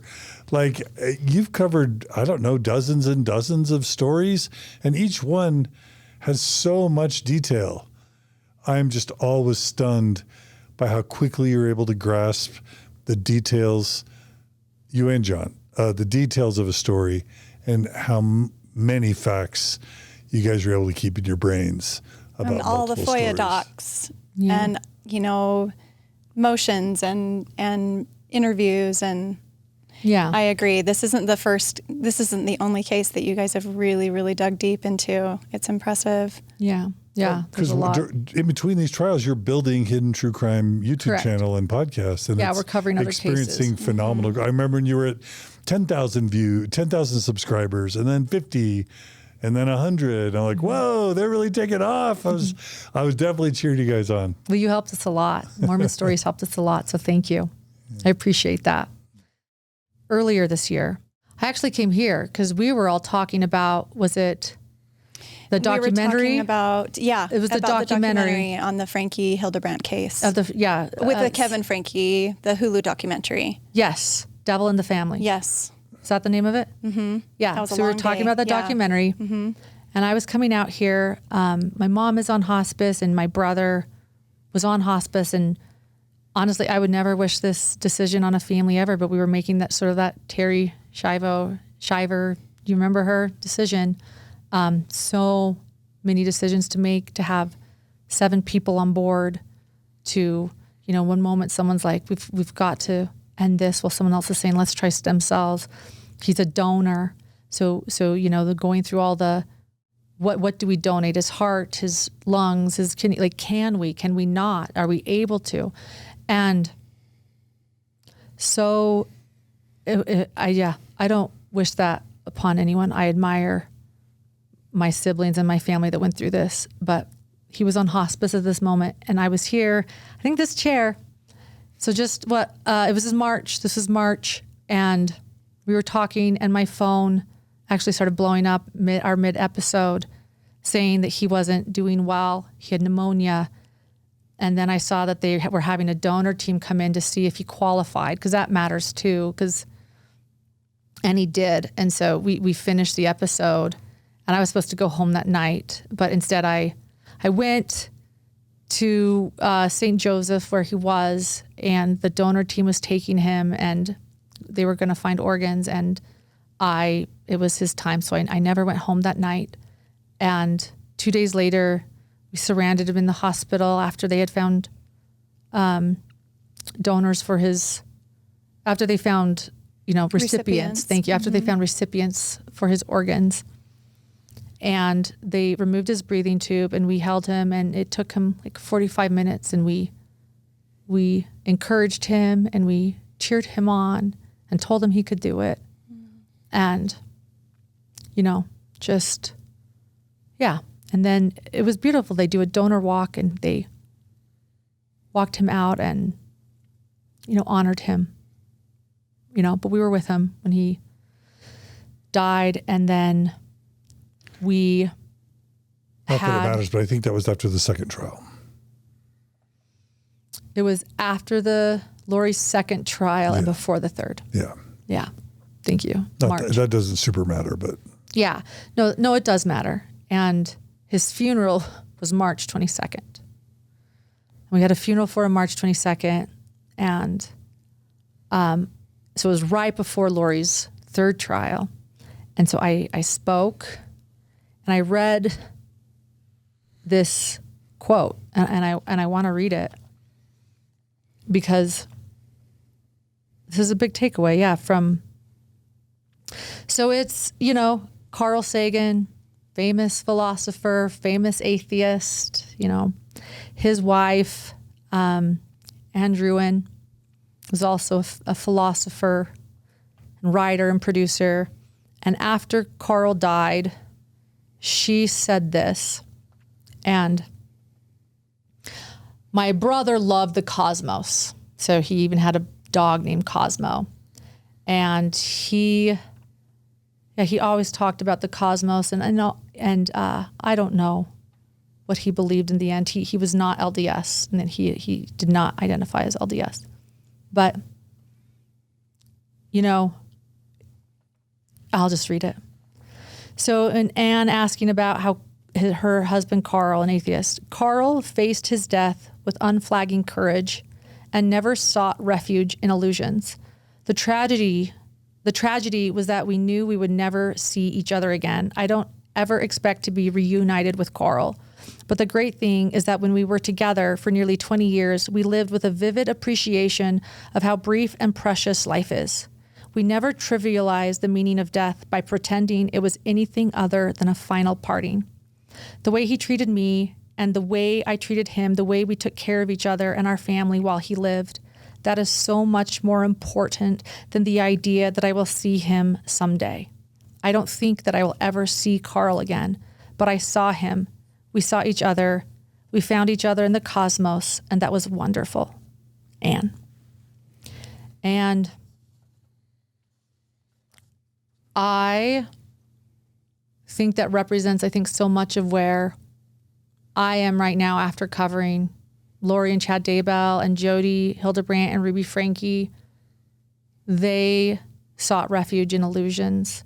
They put more emphasis on the hereafter and the forever than they did in the mortal right now.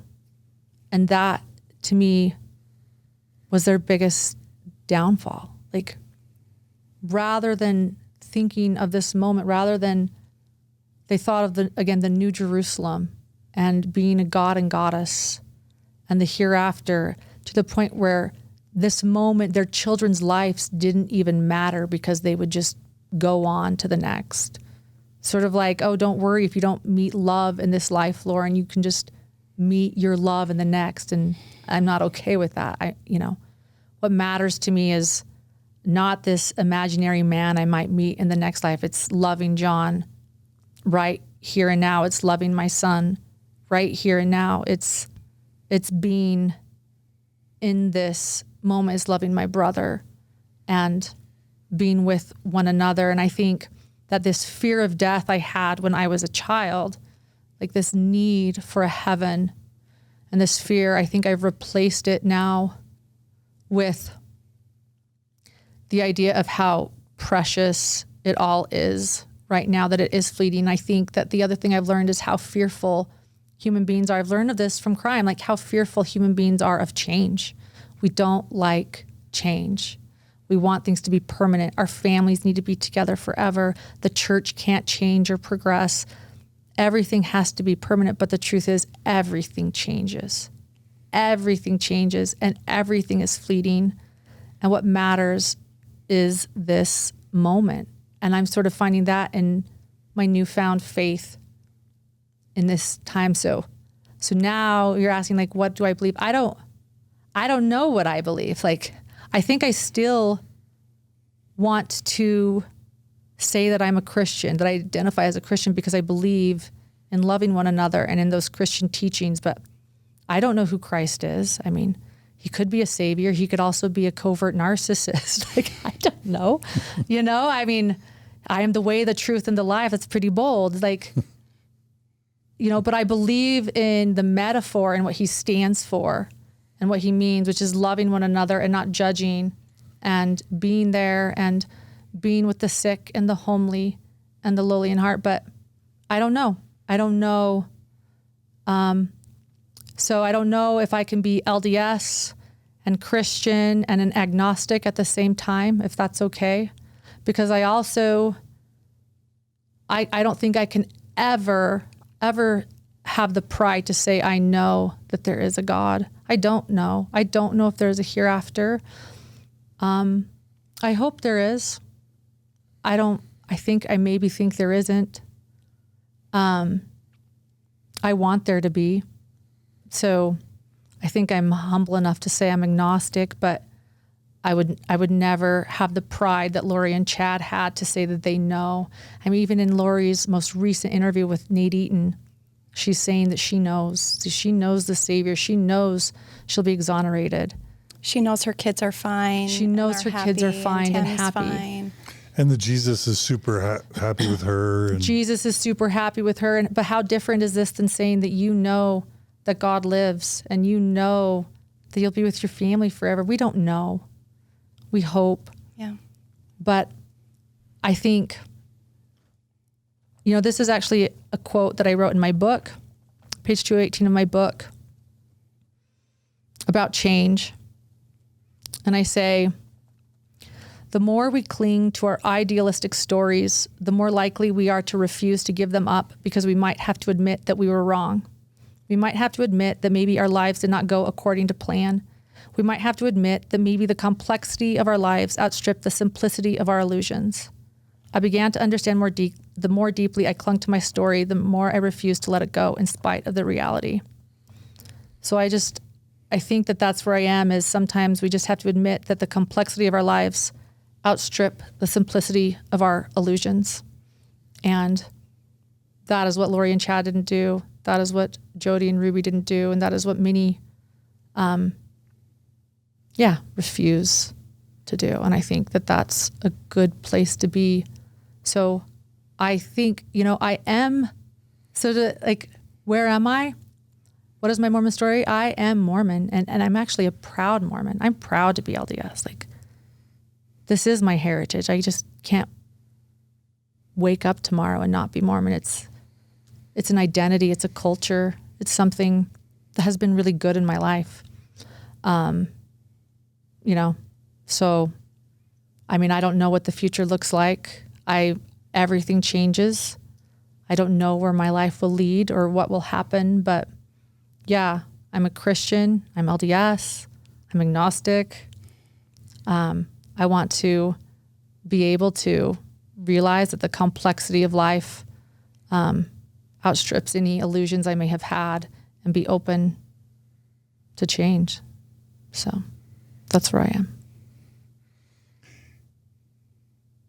Beautiful. You just gave me a thought about Mormonism and the church I've never had before, and that's hard after 20, 30 years of doing this. What if the church were called the Church of Jesus Christ of present-day saints? I could get behind that. Yeah. Yeah. Let's do it. Let's start a petition. I mean, I'm just saying. Yeah, what would happen? Imagine if a $300 billion organization with allegedly 17 million members we're spending every day on the present moment, making the present moment as good as possible for as many people as possible. Right. That would be beautiful. I like that. Yeah. I love that. Yeah. You do mention at the end, and it's worth mentioning that we did our episode about the Mormon influence on Chad and Lori Daybell. I think it was in 2021. Mm-hmm. And then the Ruby Franke and Jody Hildebrandt stuff came out after that, and we covered the Visions of Glory stuff and other things. Our band, our group with us three and Megan have been some of my favorite episodes of all time. So you do mention child abuse in the church in your closing thoughts. Do you want to I forgot about that? Yeah. Yeah, no, I do. I think moving forward with Hidden True Crime, I think the other thing that I've uncovered through studying these LDS crimes is the rampant child abuse in the church. And that's been really hurtful to my heart. That's been really hard to process. And I'll say this too, because I acknowledge that I'm LDS on my channel when talking about this stuff, or that I have an LDS background, there are a lot of opinions on my bias, and some people call me an apologist. Some people think that, I'm not hard enough on the church. Other people think that I'm too hard on the church. But I think that what I will always do, again, it's a lesson. I brought it up already that I learned in Young Women's. If you don't stand for something, you'll fall for anything. I will always stand for evidence, and I will never back away from what I am seeing. And what I am seeing a lot of is abuse in this faith I love and in this church I love.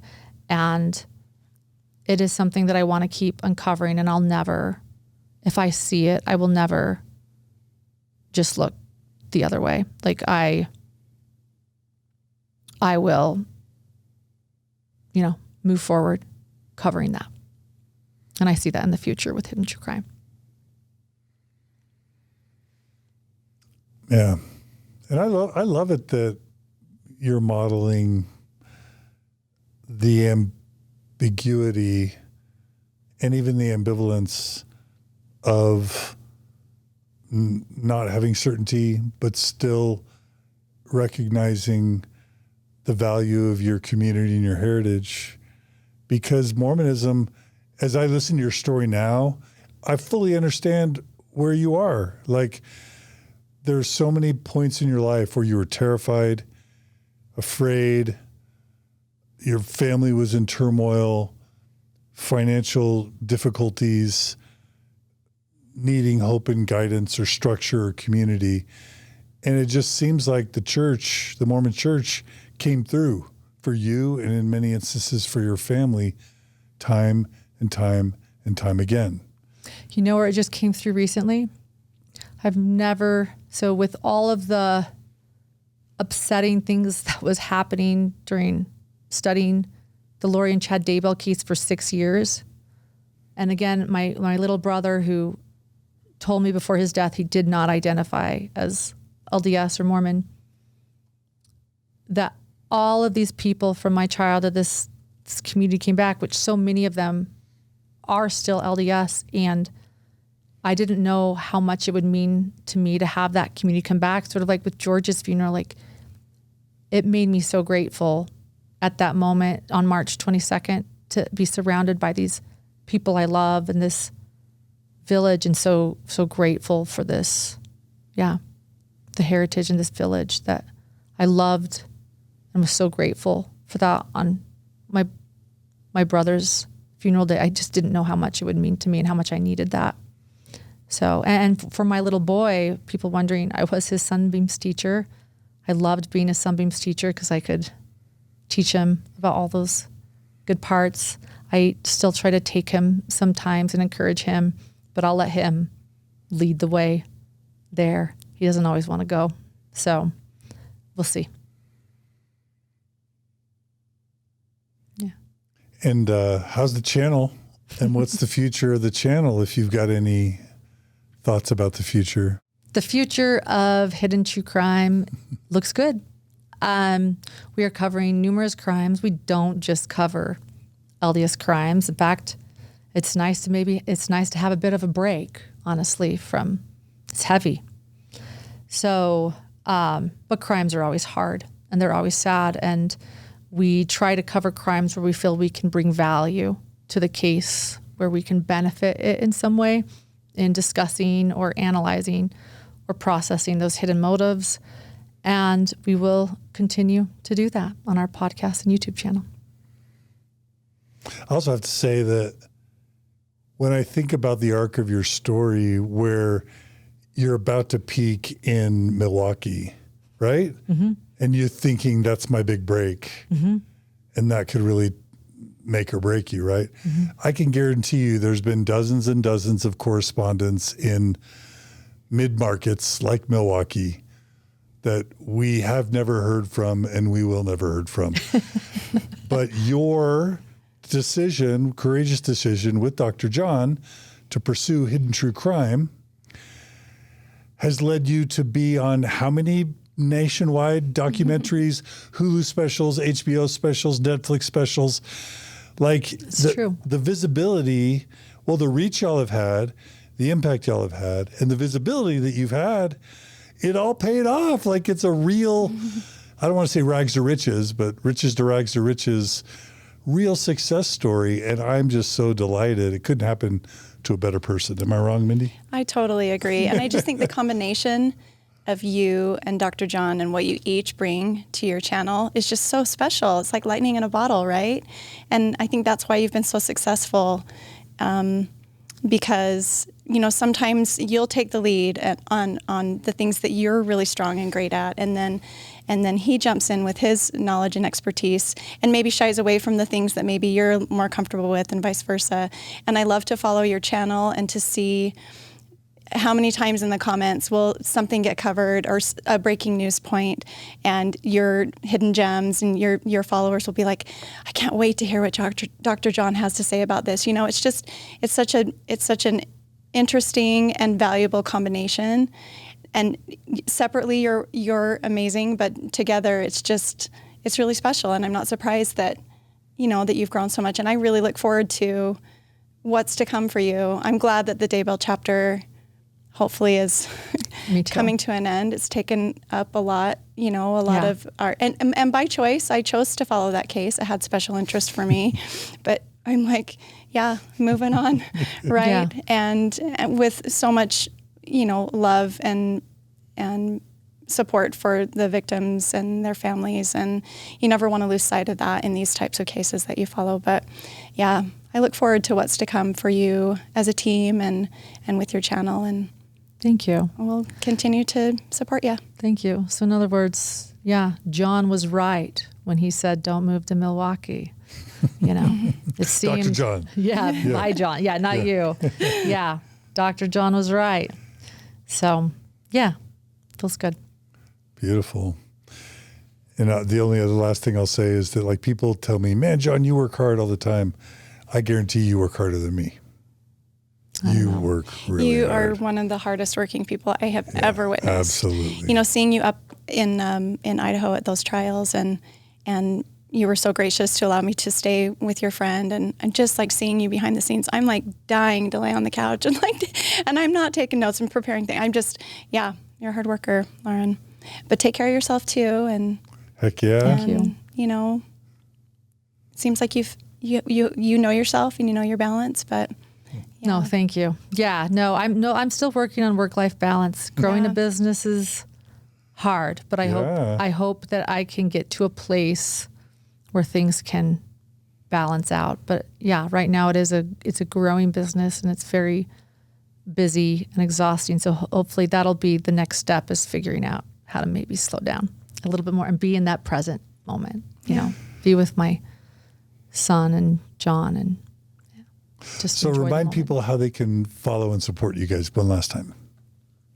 You can find us on YouTube at Hidden True Crime, or subscribe. Subscribing is always the biggest help. If you could subscribe, It's free to do.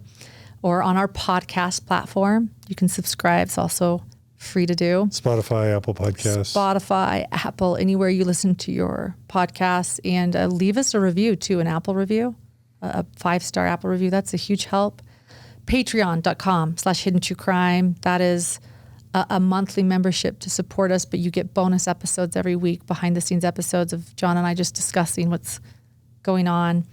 And then, Buy your book. You can get my book. Show it one last time. If interested. Tell them the name. Escaping Emotional Abuse, Healing Journey. Yeah. This is the first time I've ever promoted it. Am I having a memory of Dr. John wanting to write a book? Or is that your Dr. John wants to? I'm remembering that your Dr. John was working on a book at one point, right? Yes, I think he's still working on the book. Yeah. That's talking still in the works. To an agent. Yeah, right now. Nice. Oh, good. Yeah. So things are good. And we'll see. Like I said, everything changes. We'll see where the future takes us. So, yeah. Well, thanks, Lauren Matthias, for coming on Mormon Stories and telling us your epic Mormon story. You're welcome. Well, yeah. It was not well over. worth the wait. It's not over. Well, it was well worth the wait. Yeah. It was phenomenal. And Mindy Caldwell, thanks for coming back. You're welcome.